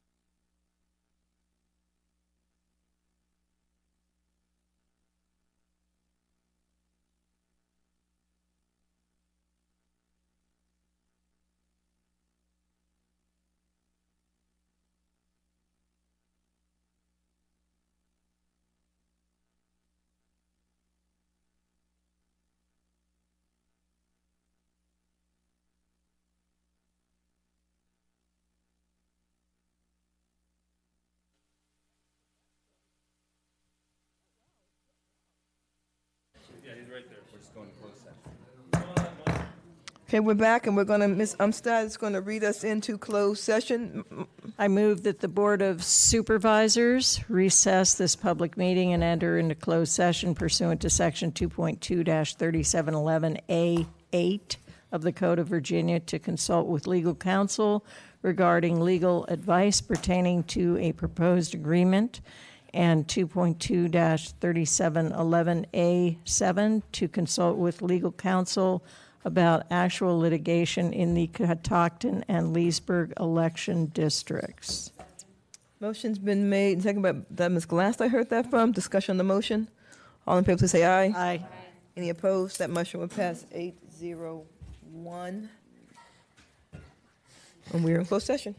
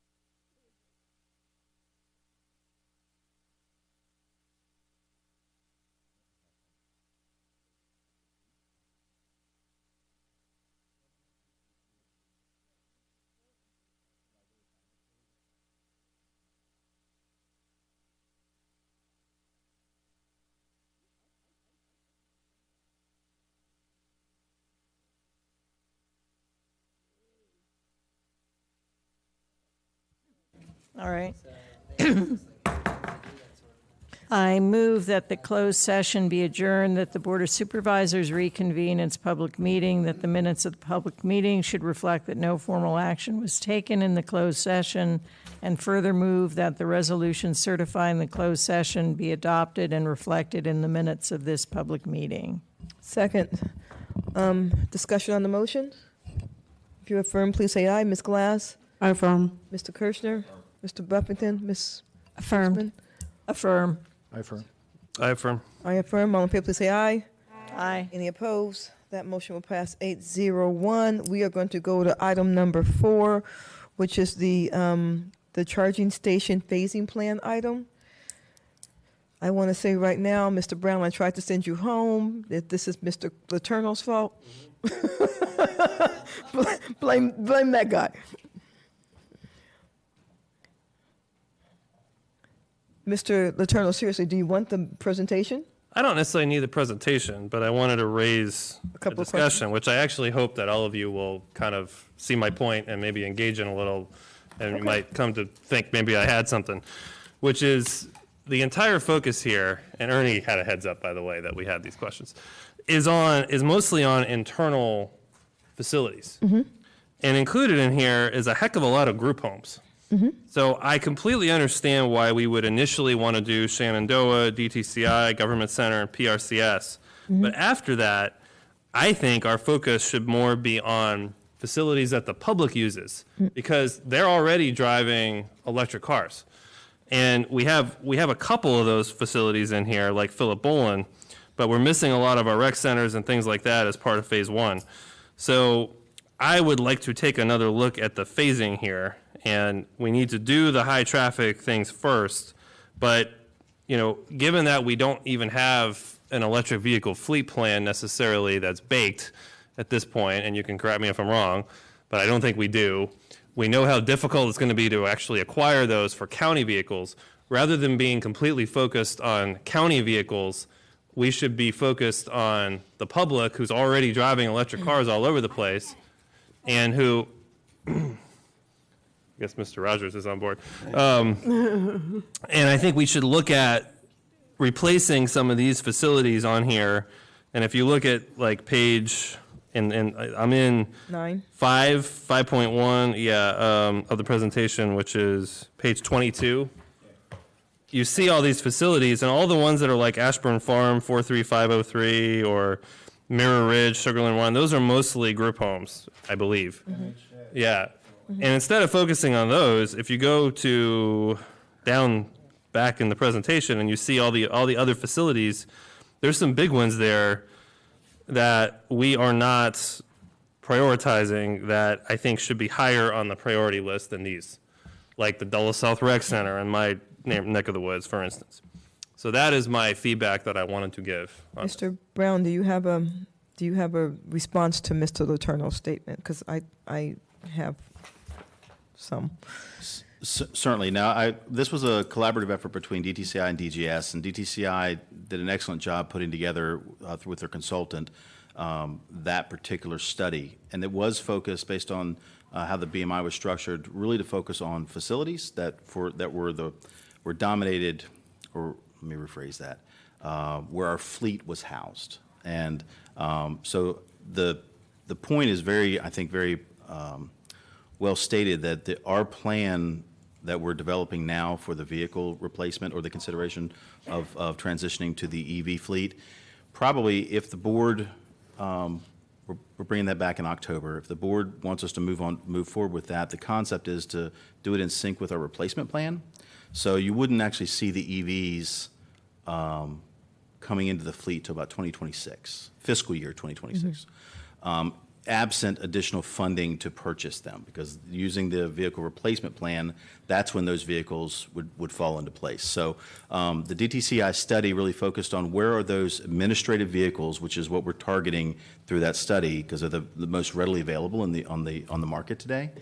Where are those located in these facilities? So I'm going to turn it over to. Before we do that, let's make a bit of a point of clarification, because when I made this motion to put this in the comprehensive plan last term, there was never a discussion in the motion, the thrust of the motion was never so that we'd have EV charging stations simply for the county fleet. The thrust is we'd have EV charging stations as that kind of the county leading in this area. Right. And so if we had a EV charging station at a group home, it wasn't necessarily for a county vehicle. It could be a visitor visiting a group home or something like that. So I don't know where we went from the charging stations are for the county fleet versus the charging stations are at the county building for anyone who wants to use them.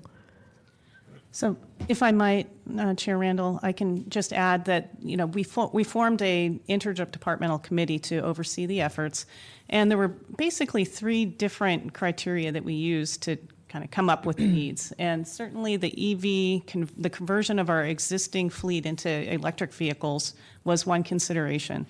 But one of the interesting things that we found out as part of our data gathering, as part of this. Is this okay if I answer this question? I was just going to elaborate.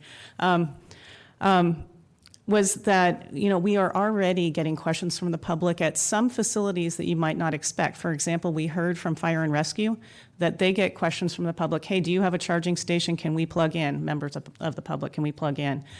So there is interest from the public and also employees in having electric vehicle charging as well. And so all of those considerations were considered. It was just, we were aware that DGS was creating this electric vehicle fleet plan, and we wanted to ensure that this effort was consistent. But that's not to say that, certainly there's the top 11, I would say, on this prioritized list, the top 11 locations. We did hear very clearly that there are multiple reasons why it's, employees, fleet vehicles, and members of the public interest in parking there. But for some of those other areas where there's just the need for 1 or 2, it is entirely possible to kind of shift things around if that's the board direction. We didn't hear, there's enough volume that it is possible. I guess, and skipping, I guess I'm a little, I won't say frustrated, that'd be way too strong of a word. It feels like maybe staff went in a different direction than the initial motion when this motion went into the comp plan, and that different direction maybe wasn't shared with the board, and maybe that's how we got to this place right now, because this was never supposed to be focused on the county fleet. So I'm not disagreeing with Mr. Letourneau. I just think we got here because something happened that was not part of our intention when the motion was made. I know I made the motion, so. Okay. All right, well, okay, supervisors, Ms. Glass. Thank you, Madam Chair. I think my question is kind of similar to the other question, similar to Supervisor Letourneau. Many of the parks that were removed from the plan state that there was no viable location, but several of them have large parking lots. Was there a decision to avoid parks altogether, or was there truly no identifiable location? So the plan makes a distinction between parks where there is already electric service and parks where there is no electric service. And so some of the ones that are lower down in the priority list are areas where there is no current electric service. And the notion there, based on the conversation of the committee, was that the board was interested, or the thought was that the board was interested in getting electric vehicles installed or charging stations installed in as many locations as possible, and that it would be a more cumbersome process and a more lengthy process to be able to bring the electric in areas where there is no current electric. And we did not hear in talking to the department that there was a current need. And so those that you see are lower in the priority list are those parks. But there are certainly parks in phase 1 where we heard both, that there is a department need that has been identified there. And from a department need, they were speaking from their county vehicles need perspective as well as the public interest in being able to charge vehicles there. So that was identified as well as having the electric service already there. So that's what ended up in phase 1. Okay, thank you. Ms. Brixman. Thank you, Madam Chair. I think that, so I was talking to Vice Chair Saines about this earlier today as well, and we both had some concerns, sort of in a reverse way from what Supervisor Letourneau was saying, in that just curious why certain libraries and county centers weren't included in phase one, like the Sterling Community Center, Cascade. I don't think Sterling Community Center is on here anywhere. And Cascades being in phase two. But I'm looking at this though. What is the reasoning behind having all of the MHSADS, MSADs? Those are group homes. I know they are. Yeah. What's the reasoning behind having them? Because I would assume in the group home you'd have to put it in the garage of a group home because, I mean, you're not going to put it on Kentwell Place in my district. You're not going to put a charging station out on the street on Kentwell Place, right? It's going to have to be in the garage. So that there's no public benefit to having it in all of those group homes in the garages. Unless they're all getting their electric vehicles like tomorrow or... So for the group homes, and I'll ask my colleagues to elaborate if they have more detail to add, but for the group homes that they were identified by the department and by DGS as a location where, number one, the county fleet, because it was a light duty vehicle, yeah, the county fleet, they were kind of a higher priority for conversion to an electric vehicle. And they drive a lot. They drive a lot. And so, in talking to the department and DGS, those were locations where they thought it was likely they were going to need to charge electric vehicles sooner rather than later. Yeah. So that's the answer to that one. Do you guys have anything else to? Yeah? Okay. Hi. Also, for the use of employees that would be there 24/7, they could also use the charging for their vehicles as well. Right, but they would have to be necessarily in a garage. Not So necessarily. No. These are freestanding units. They're not out on the street. I don't know. Well, they can't be used by the public, is my point. That's true. It would typically. You're absolutely correct. It Right, would be so- typically for the people either who are patronizing the facility or people who work there. It would be located in the driveway, likely. Right. Oh boy. I mean, okay. We haven't surveyed all of these units. In Yeah, terms of I'm imagining location. already what my constituents are. I wouldn't care, but anyway. So my other quick question was, phase one, phase two. Do you think there's any way that the phases could be accelerated if somehow we had fund balance or if we had grants that we found? Yes. So the way that they're laid out is generally in rough kind of block priorities, and however much funding there is, we can work our way down the list. Okay, thank you. Mr. Turner? Thank you, Madam Chair. I was trying to find the motion, but I had in my head, and when I read this item, I had in my head that there were two separate motions or that were made or that we were focused on. One was to convert the county fleet to electric vehicles, and the other one was to build the electric vehicle infrastructure in Loudon County. And am I incorrect on that? Does anybody else remember that? I thought they were two completely separate initiatives. No, I don't know I don't know. We'd have to research that, Mr. Turner, to get that. Well, I don't want you. I don't want to make it a homework assignment. We are where we are. And just the point to Supervisor Turner's point, if we choose some of the locations here that allow public connection to electric vehicles, you run, I think, a really genuine risk that there will be no slots for county vehicles, that the public will use all of those slots, and you will effectively have no slots for county vehicles if you open these to the public. I will drive a long way to try and find an electric vehicle hookup. If I suddenly find out that a local park has 25 electric vehicle hookups, it's going to be full. I think there's a big demand here. I'm actually kicking around the idea of a BMI that all new gas stations in Loudon County have to have an equal number of fast electric charging stations as they do gas pumps from now on, because the demand is so high for these pumps. So I appreciate it. I understand that. I'm just, once you start opening these up for publics, I think you're going to use a lot of the slots for public vehicles, and I don't know how you're going to control that. That's just my thought. So I'll go to Ms. Umstead, then I'm going to make a motion to send this to TLUC. Ms. Umstead. All right. Land use issue. So It's not a finance issue. Are we factoring in how long it takes to charge an electric vehicle into where we're placing these? I mean, unless you have a Tesla and a special Tesla charging station, which is very fast, we're looking at hours of charging time. So it would have to be a facility where people were going to spend hours, logically.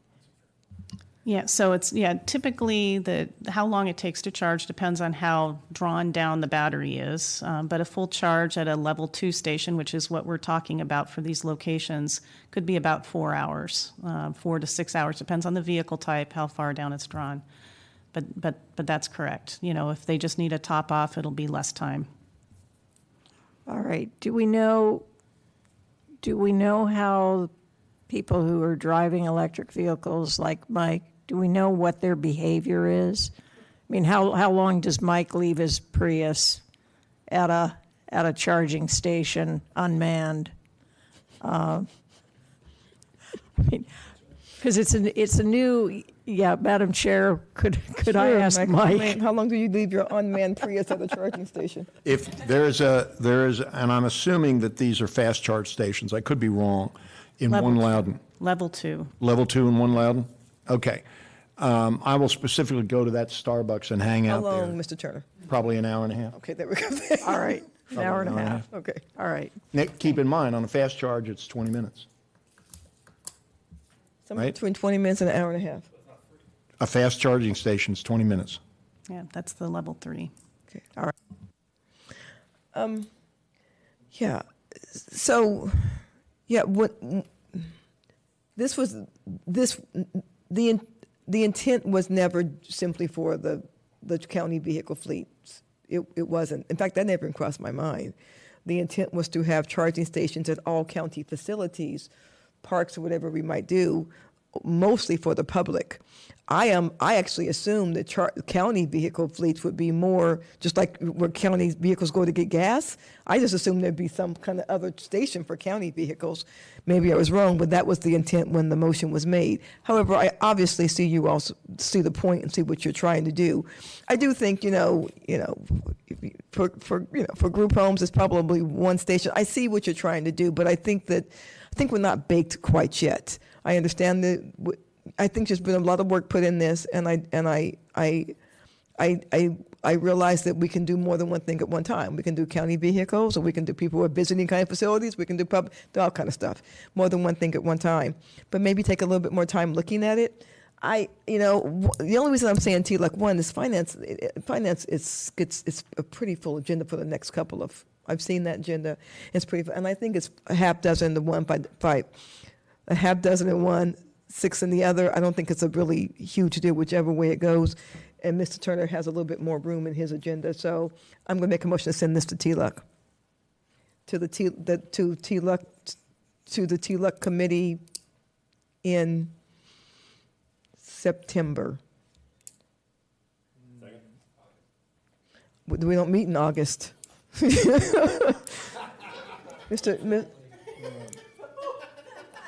Mr. Turner can meet. You guys can come.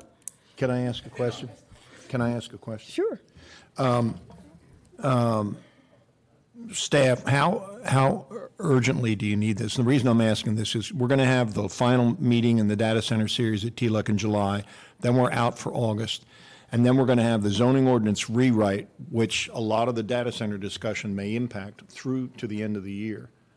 So, that's a pretty packed agenda. How badly would it affect you guys if we pushed it off till January of next year? January? Woo! Whoa! Yeah, whoa! Why January? You went from September to January. Because we're going to end up in zoning ordinance rewrite stuff, and TLUC is going to have special sessions just to go over each chapter of the Okay, zoning. I'm going to withdraw my motion. Who seconded that motion? I did. I'm going to withdraw my motion to take a motion to send this to finance. I'm going to give a second back to Mr. Letourneau. Chair Randall. Yes, sir. So this is a CIP project. So if you want to go to finance, we don't need a referral. We'll just Okay, okay, cool. All right, but thank you. Yes. We do appreciate what you all. Could I just say something on the motion? Yes. We don't have to have a motion vote, but yes, go on. Okay, sorry. Well, I was going to say, first of all, that's why I took it off consent, so I wasn't just trying to slow us down. Thank you. And I do think when we do discuss it, we could all do this, but there, as you notice here, there is no South Riding, Aldi, or anything in Phase 1, so I do think we need to look at the That's why he took it off consent. no, I didn't even bring that up the first time because that's not the primary issue. But we knew the point is we need to be equitable in terms of where we're going to put these. That's all I'm saying, and that's everywhere around the county. And then I do think it would be helpful to get some kind of update on the county fleet discussion at the same time, just so we have some familiarity with that. And then the final thing is more just a reminder, we already set a policy that these charging stations are not going to be free for the county. The county charging stations you're going to have to pay for.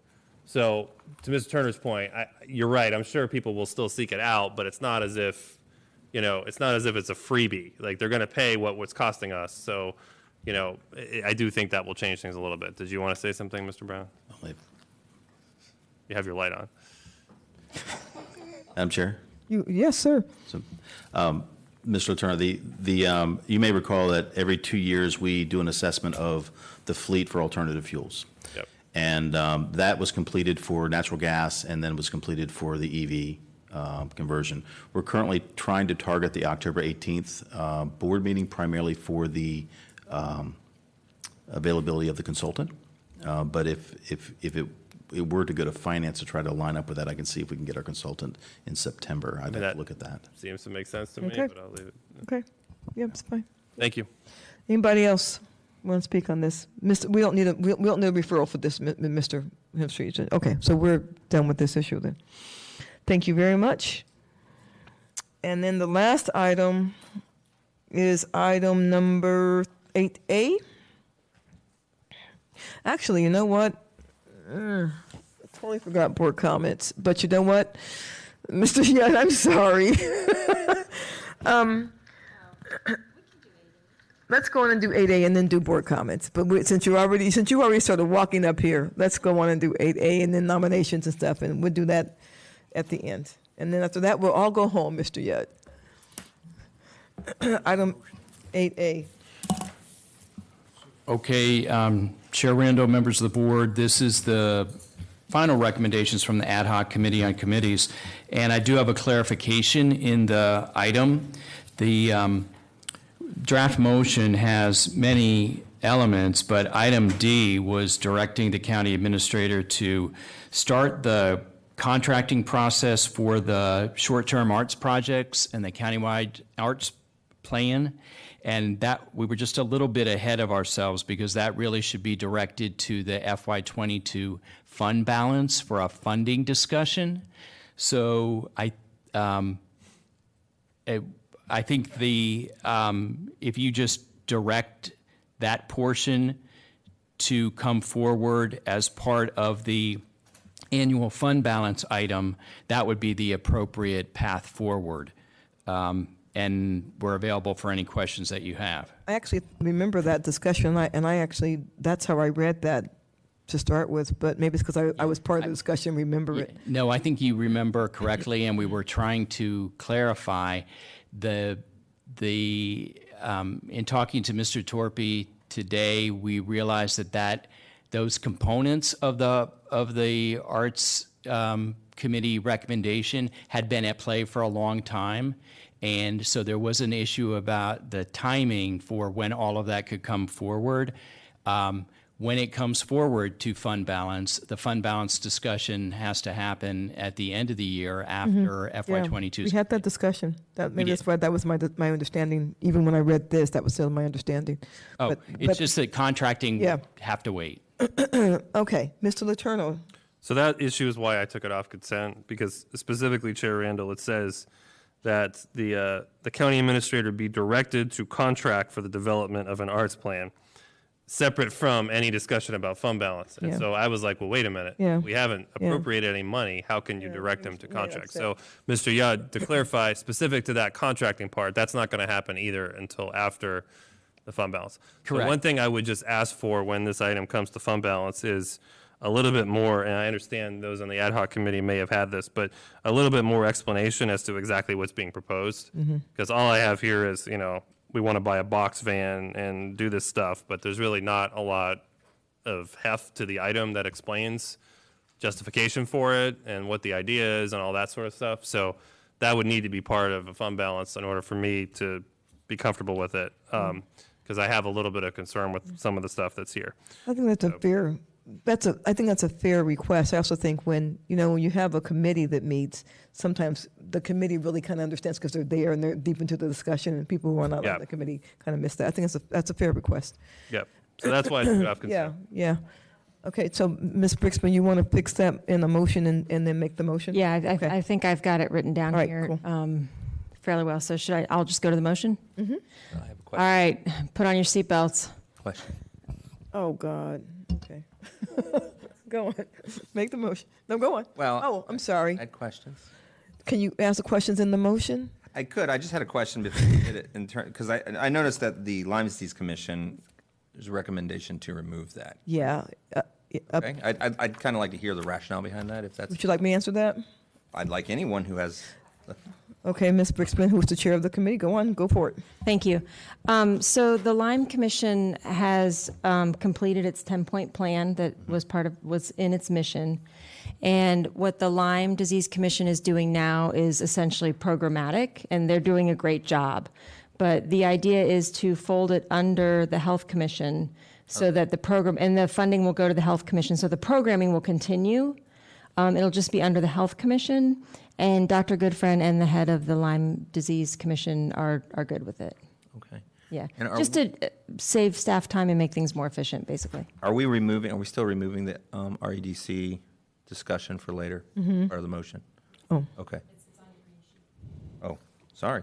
I didn't have the green sheet. I was looking at the packet. That would make sense. Okay. I think that answers my. I mean, I have a little concern with removing it. I haven't had an opportunity to talk to Dr. Goodfriend. I'll support the motion as is, and then I'll speak with him in the meantime. Do you mind if I help with that? So, Mr. Kirshner, I made this recommendation last term, and I got blasted by the Lyme Disease Commission for making this recommendation. So I checked 5 ways from Sunday to make sure this time my next they want to know they were fine with it. Dr. Goodfriend assured me they were fine with that, because when I got like blown out the water. So they are fine with this time, putting it under the Health Commission. So yes. they will still be a commission? They are a be- subcommittee of the Health Commission. So they will be a subcommittee? Of the Health Commission, Okay, yes. that's better. So they won't cease to exist? No. They're a right. subcommission of the Health Committee. All right, Ms. Brixman, go for it. Okay, thank you, Madam Chair. I move the recommendation of the Ad Hoc Committee on Advisory Boards, Commissions, and Committees that the Board of Supervisors, A, adopt an amendment to the Board of Supervisors Rules of Order provided as Attachment 1 to the July 5th, 2022 action item to require that each advisory body provide a report of its work efforts to the full board on a regular basis as stipulated in the bylaws documents. B, adopt amendments to the Board of Supervisors policies and procedures provided as Attachment 2 to the July 5th, 2022 action item to reflect updated procedures and to add Code of Conduct and Code of Ethics specific to advisory board members to support the language in the bylaws template regarding the removal of advisory board members. And C, approve the standardized bylaws template provided as Attachment 3 to the July 5th, 2022 action item and direct staff to distribute the template to each advisory board, commission, and committee for amendment according to the process identified in the June 21st, 2022 ad hoc committee action item beginning in FY 2023, and that staff present the updated bylaws to the Board of Supervisors for approval on June 30th, 2023. And D, okay, I wrote this down. Let's see if it works.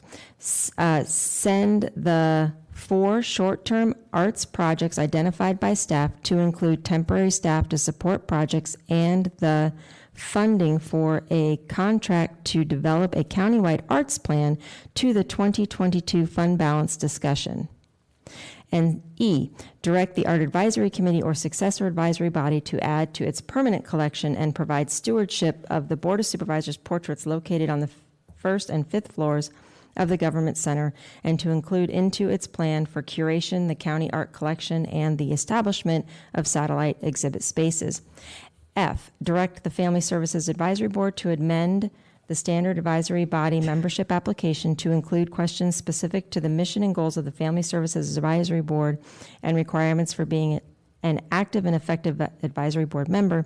G, direct staff to implement changes for the Housing Advisory Board as described in the July 5th, 2022 action item. H, direct the Disability Services Board to reduce their membership to 11 members.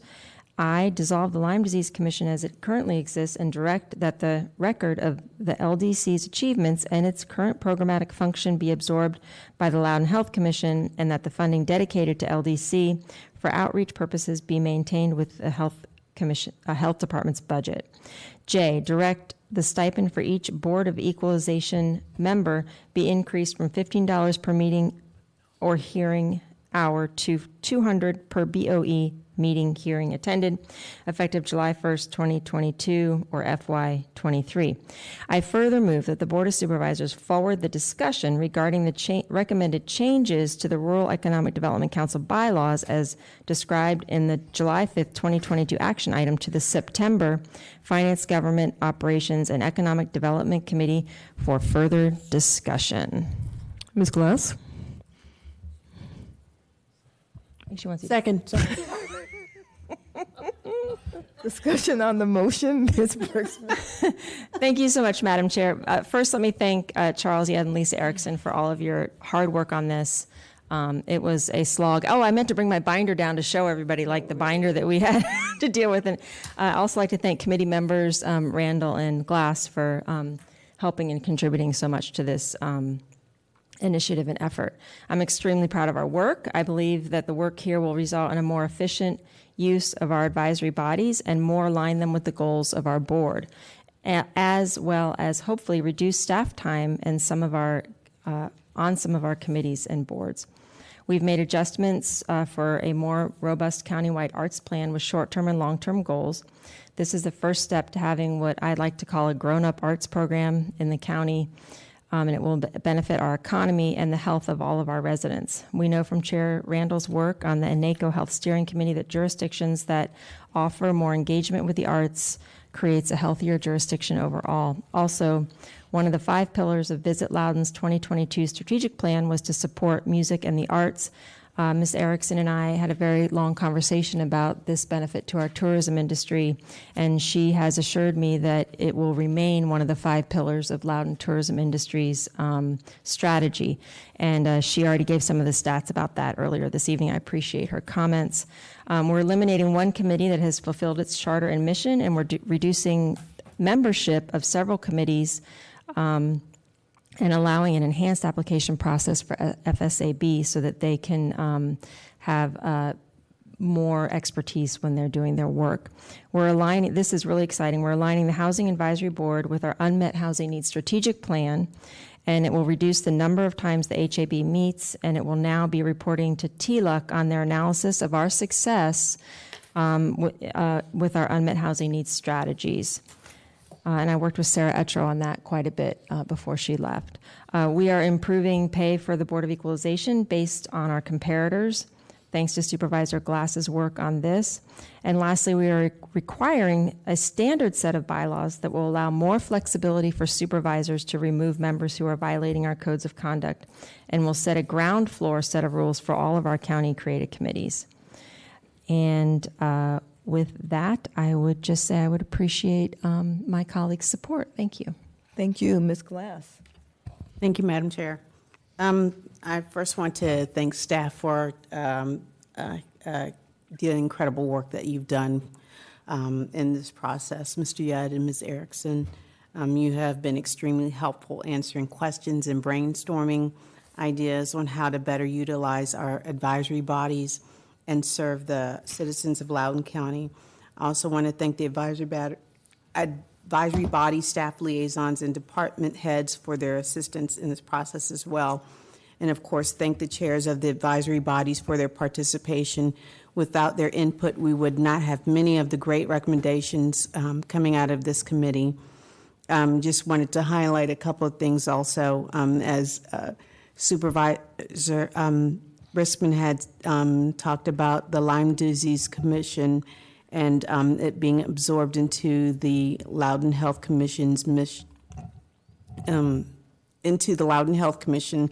Lyme disease is certainly not gone and is still prevalent in Loudon. That being said, through the Commission's tireless efforts, the last decade of laying a good foundation, their workload now can be completed through the Health Commission. I know Lyme disease will continue to be a focus of that group, and thank the leadership of the Lyme Disease Commission for their continued service to the county. The increased stipends for the BOE members are also something I'm very proud we are recommending. When the chair of the BOE and a Broad Run resident, Mr. Kruger, came to me and explained how much they put in for their work, it was obvious for me that their stipends needed to be increased. The recommended stipends increase brings our BOE compensation up to par with other neighboring jurisdictions. The preservation of the old board photos and the implementation of the arts plan will be a game changer, highlighting the arts will be most beneficial. And I'd just like to thank Supervisor Briskman for all of her hard work. Thank you. Thank you.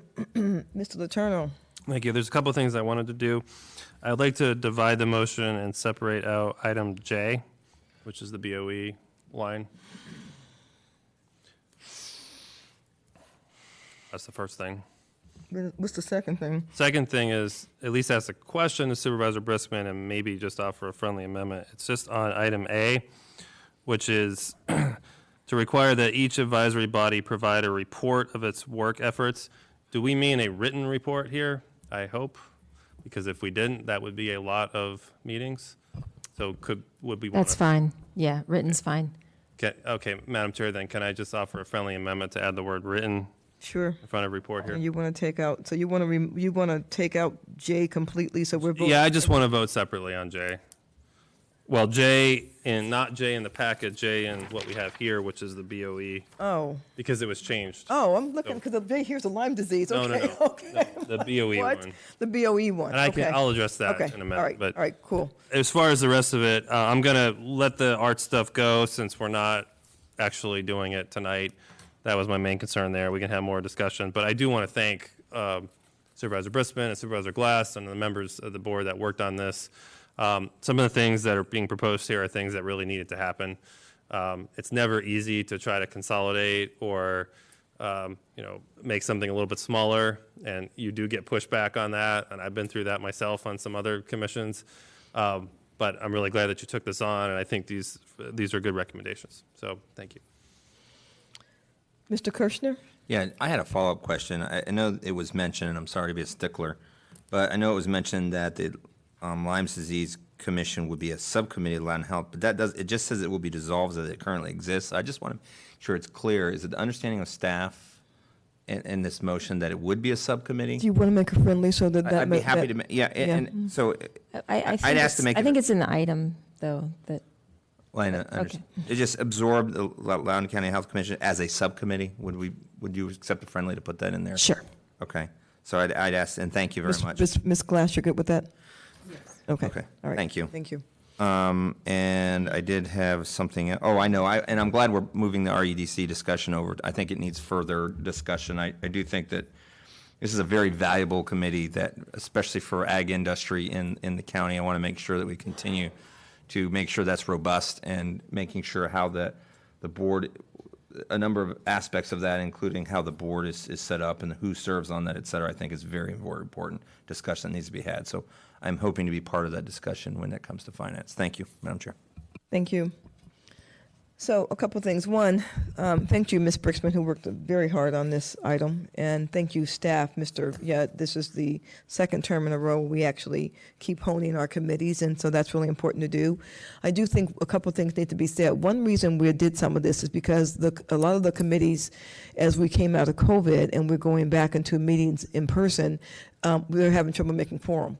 It was one thing when we were in COVID because we were doing it all virtually, but coming coming out, including REDC, by the way, having trouble making quorum. Mr. Kirshner, as I said, all the questions about Lyme disease, I ask all those same questions because, I suggested that last year, and so I'm fine with that, friendly. I do want to say to REDC, I'm going to strongly defend Ms. Brixman on this one, because I'm fine with this going to the Finance and Government Operations Committee. That's not an issue, but I do get a little frustrated when people say, this happened suddenly when we've been discussing something for like months and months and months. And we've had meetings with those members for months and months and months.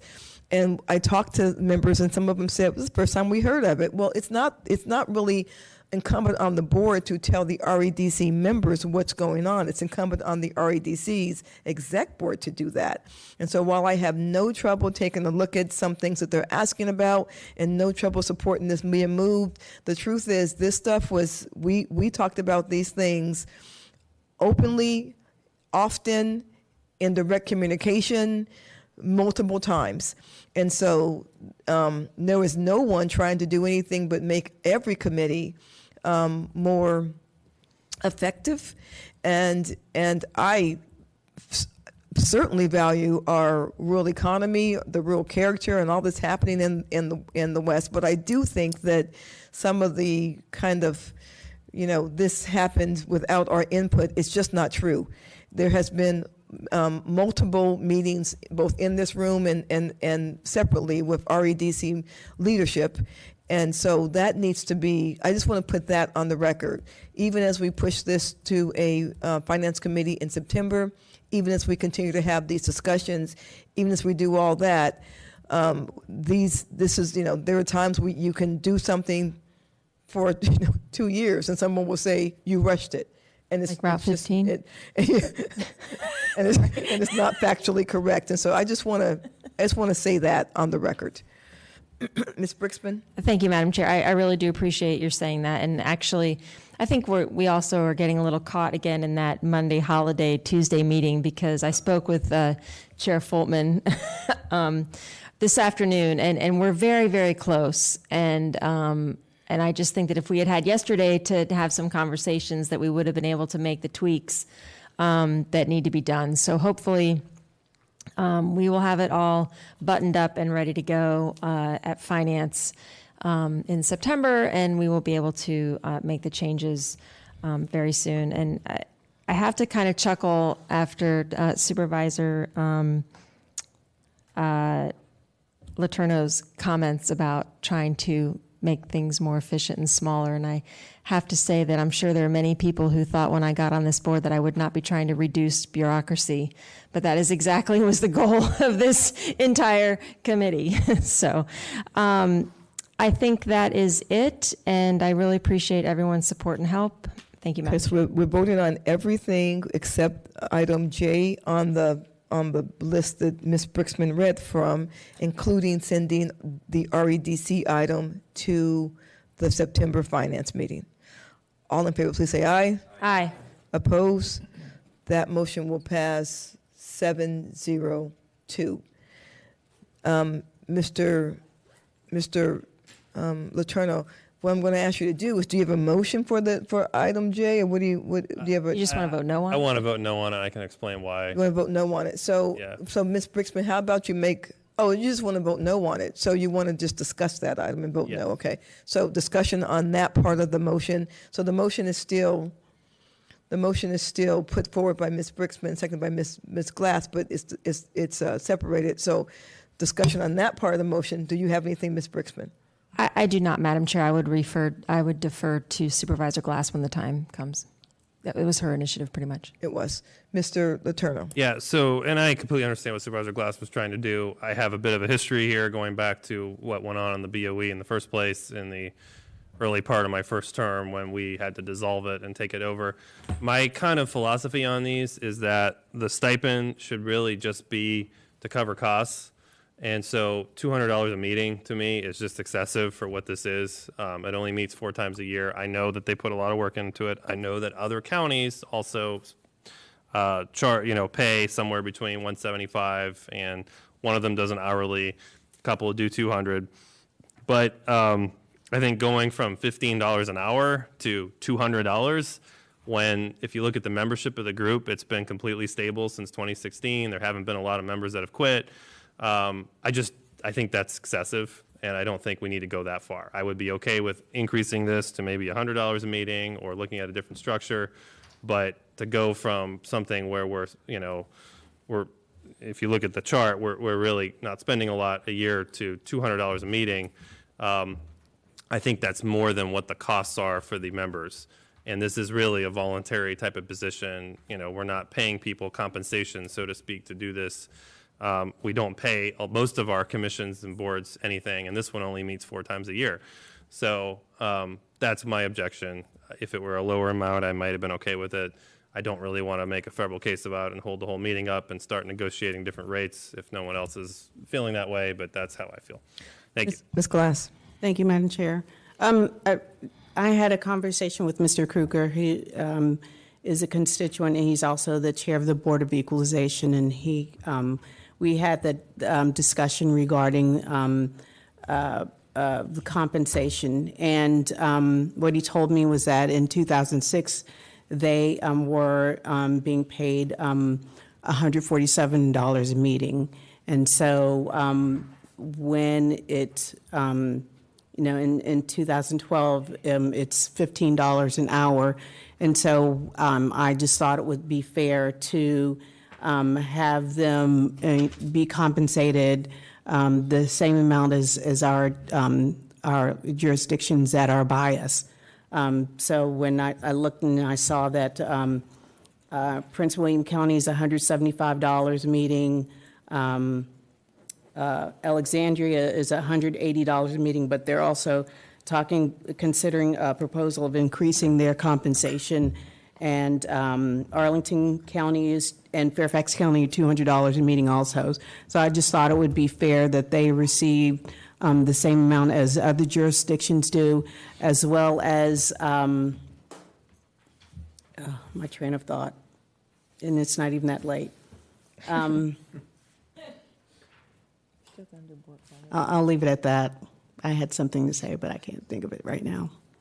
Okay. That's great. Ms. Brixman, do you have I don't see anybody else lights on. Do you have a closing? No, Madam Chair, I'm Okay. good. So the motion is still the motion that was put on the table by Ms. Brixman to do $200 an hour. And that motion was seconded by Supervisor Glass. So that's still the motion we're going to vote on right now. So all in favor, please say aye. Aye. Oppose? No. All right, that motion will pass. I think I heard, did you say no? Did you say no or did you say no? Okay, so you said no. So 6-0-2? Is that right? No. You said. Tony's gone. Tony's gone.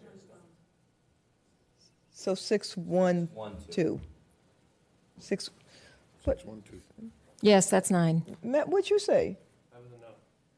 Okay. Okay, 6-1-2. All right, thank you. With Tony and Mr. Sainz not on the dais and Mr. Letourneau saying no. Okay. That ends that item. Before we leave, we have to do 2 more things, guys. I know you're all packed up, but hold up. We have to do nominations and we have to do board comments.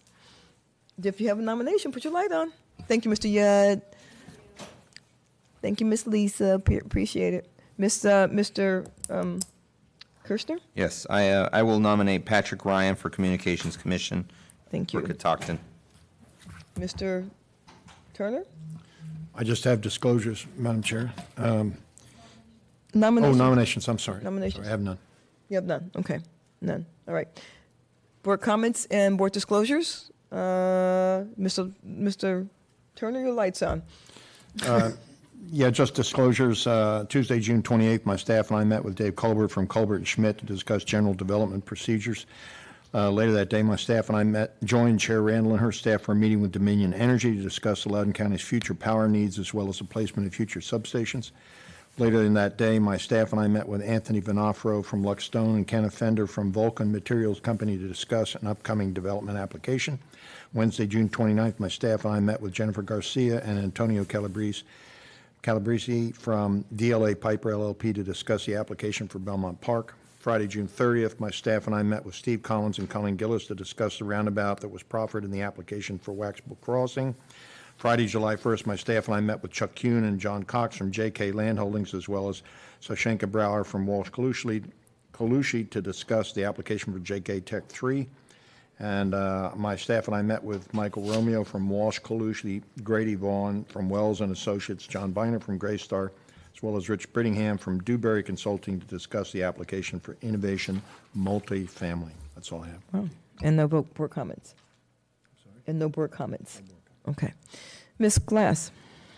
Thank you, Madam Chair. Disclosures: on Wednesday, June 22nd, I attended NAOP Data Center Discussion Series at One Loudon and spoke with several land use representatives. On Thursday, June 23rd and Friday, July 1st, my staff and I met with Mike Romeo of Walsh Colucci to discuss ZMAP-2021-0007 Innovation Multifamily. On Thursday, June 23rd, I met with Colleen Gillis of Walsh Colucci to discuss a possible lighting application at Top Golf. On Monday, June 27th, I met with Mike Romeo of Walsh Colucci to discuss ZMAP-2021-0004 Colonnade. On Monday, June 27th, I met with representatives from Dominion Energy to discuss several substations that possibly be in the area. A couple of things. We did a lot of things. I participated in ribbon cutting for exclusive automotive group. I had a presentation at with Ashby Pond and the residents, and I went to Sarah Coyle Etro's retirement party to thank her for her years of service in the county. And I also went to a fire and rescue graduation. Thank you, Madam Chair. Thank you, ma'am. Mr. Kirschner. Thank you, Madam Chair. In terms of disclosures, I did meet with David Gregory and his staff concerning some options on Graydon Manor a week and a half ago, I believe. And I just want to mention that last week was a really great week for Loudon Parks in the Catoctin District. In addition to this week's expansion of the Springfield Park between Route 15 and the Potomac River near the Point of Rocks to 280 near Point of Rocks, there was around 278 acres that were put in the park, and I'm also pleased to report that the funding for the new Loudon State Park in Nearsville was officially adopted as part of the Virginia state budget on June 22nd. I've mentioned this before, and I look forward to working with the Department of Conservation Resources to get this almost 900-acre Sweet Run Park open to the visitors. It's pretty exciting. I also want to thank Chair Randall for organizing Rural Town Hall at Round Hill Elementary School, and it was a pleasure and a privilege to be there and talk to a lot of the different citizens. There were a lot of various rural issues that were discussed, and I really appreciate all the citizens and the residents who came out there, and I believe that rural Loudon is in very good hands because of the passion that people have in terms of things to do. There are differences of opinion, but I think we're all trying to get to the same place, and I was very pleased to see the number of people there and the responses that we got. So thank you, Madam Chair. That is my board comments. Thank you, sir. Mr. Letourneau. No comments, no disclosures. Okay. Ms. Brixman. Thank you, Madam Chair. By way of disclosures, on June 24th, I met with Mike Romeo and Kim Hart on the Dogwood Farm Station application. On June 27th, my staff met with the Mountain View residents on ZMAP 2020-0012. In other news, Honest Tom's opened up in what will be Algonquin District after redistricting, and so I attended that ribbon cutting. It was awesome. And also, I want to congratulate the Sterling Cascades Starbucks group for unionizing. Last week, they had their vote, and they were able to unionize. I know everyone wants to go home, but after yesterday, I am going to share our gun statistics again because we actually lost 6 people. 7 now, and 38 were wounded at a July 4th parade. As of today, 22,427 victims have died because of gun violence in America. Of those, 10,151 were homicide and 12,276 were suicide. We've lost 180 children aged 11 and younger and 383 teens under the age of 18. Our nation has suffered 315 mass shootings this year, the last one being yesterday when a gunman with an apparent AK-47 rained gunfire down on a July 4th parade, killing 7 with unspeakable wounds and injuring 38. Imagine more than 40 people injured or killed in one incident of gun violence. It's appalling, it's disgusting, it's shameful, and we should all be ashamed that we're not doing anything about it. Once again, good guys with guns were not able to stop the carnage. There were many there, from security on bikes to patrolmen on foot.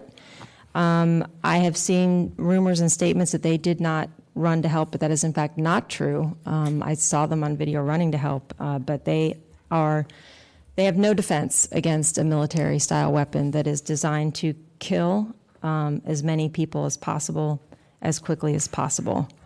The gunman, who happens to be a MAGA extremist, son of a former 2019 mayoral candidate who lost to the Democrat who is now the mayor of that town, this was his son. That makes this even more terrifying. As if we couldn't before, we can now draw a direct, straight line from MAGA extremism to gun violence. The white 22-year-old male who apparently obtained the weapon of war legally was taken into custody unharmed after leading law enforcement on a police chase. It's really difficult not to compare this or contrast this to the murder of Jalen Walker in Akron, Ohio, who was also running away from police. And he had 90 bullets rained down on him from more than 8 officers, and he was hit with 60 of them. And he was unarmed. And he was unarmed. Mr. Walker was a 25-year-old unarmed black man. Our streets are a war zone, even in sleepy towns like Highland Park, which, by the way, is a suburb about the same distance from Chicago as Leesburg is from D.C. As if that should matter, the shooter in Highland Park was a homegrown terrorist. And this is the worst kind. Let's be clear, despite guns not being human, which some like to point out regularly when we talk about gun sense, they sure seem to have a lot of rights. I'm also obviously appalled by the activist Supreme Court extremist right-wing judges striking down the 50-year precedent of Roe v. Wade, especially because they lied to senators about the decision being established law. How we are more worried about the liberty and freedom for guns and less worried about women's liberty and freedom to make choices over our own bodies is baffling to me. And honestly, this and some other recent decisions on guns and climate made it very difficult for me to celebrate the 4th of July. But what I can tell you is that this will not stand. Our ideals for democracy is that everyone has an equal right to life, liberty, and the pursuit of happiness. And I won't stop fighting for those ideals. Without access to reproductive health care, women can have none of that. None. So, as Liz Cheney recently said at the Ronald Reagan Library, these days, for the most part, men are running the world, and it's really not going that well. Thank you. Thank you. Ms. Umstead. No comments and no disclosures. Thank you. I actually cannot talk about some of the stuff going on right now when you have a young man who was shot 60 times while fleeing, and then his dead body was handcuffed. I cannot even have the discussion right now because every time something like this happens, all I can see is my sons, and it doesn't. When you are an African American male, you just at such a higher risk of being killed. And I walk around with my knot in my stomach all the time. And my kids, my sons have been through the classes of how to survive a police shooting. But if I start talking about it, I can't even keep it together. So it's not that I don't care, but I can't do that right now because I need to keep it together. I do want to have another discussion with all of you all, and so please, my colleagues, listen closely. I am really trying to figure out how to shorten our meetings, get us off this dais, or do something different. And I've talked to some of my colleagues, some of my chief elected colleagues in other counties to find out what they do. And what I found out is everyone's meetings I've talked to Prince William County and Fairfax. Their meeting hours are every bit as long as ours. The difference is Fairfax meets during the day. They start like 10 in the day, and they often get off the day at 7, 8 at night. But they can meet in the day because they are paid. Each supervisor is paid $100,000. The chair is paid either 110 or 105 or 110. So they're paid not even median income, but they're paid a more livable wage. And for each of them, they have chosen to do this as their full-time job, so they can do that. In Prince William County, they routinely go to 1, 2 in the morning, and they start at 3 in the afternoon. So they actually go usually longer than us. So I'm thinking, like, what do we need? How do we do this? Because the truth is this: a couple of things will get us off this dais faster. One, we talk less. What I've realized is we're talking board. We talk a lot on the dais, and we talk a lot in closed session. We talk on every issue, even though every issue doesn't impact everybody. We just talk a lot. So I've been saying this for 2 years, talk less. We don't talk less. We just don't. So let's just put that one aside. The other thing we can consider, and I'm going to put this out there, and you all just think on it, is we can have meetings on 2 consecutive nights. So the first night we can do resolutions, board comments, and information items. And the second night we can do action items. That would probably get us off the dais if we start at 5 each night by probably 10. If we did that, that's an option. Ms. Letourneau, I know that in your first term, there was some split meetings where you all did you tried that, where you did some things in the day and then you didn't adjourn the meeting, you recessed the meeting, and so you did the rest at a later time. So, when I ran for this position, I made a commitment that if I won, this would be my full-time job. And in doing that, I put a lot of money, I walked away from a lot of money to do this full-time. This is my full-time job. I want this to be my full-time job. I love doing this, and I'm fine, because this is my full-time job. But Ms. Glass, Mr. Kirshner, Ms. Letourneau, Mr. Buffington, Mr. Saines, and at times Ms. Brixman, all have jobs outside of this job. And so, this is not for me, because 1, I can sit in this dais all night. This is my job. 2, I'm just a night person anyway. I don't have to get up tomorrow morning. But for you all that do, I really want to help you all figure something out. And so I'm putting these ideas on the table. If you have different ideas, tell me. If you have better ideas, tell me. Whatever you all want to do, I am more than willing to do it to shorten our meetings. Short of you all just talking less, which is really an idea, but anything else, just let's talk about it. And I'm saying this right now because next year's an election year. People can't work a full-time job, and for those who are going to run again, run a full-time campaign, and then sit in this dais till 1 in the morning. You will burn yourselves out. You can't do it. And people tend to talk more, not less, during election years. And I really can't see us talking a whole lot more. And so if there's some ideas you have, please let me know, and let's try to figure this out so that the people who have to get off this dais are not walking off because they have to go to the job that feeds their family. And let's just figure this out, okay? All right, cool. Anything else? Mr. Hemstreet, Mr. Rogers, everybody good? All right. Thank you, everybody. We are adjourned.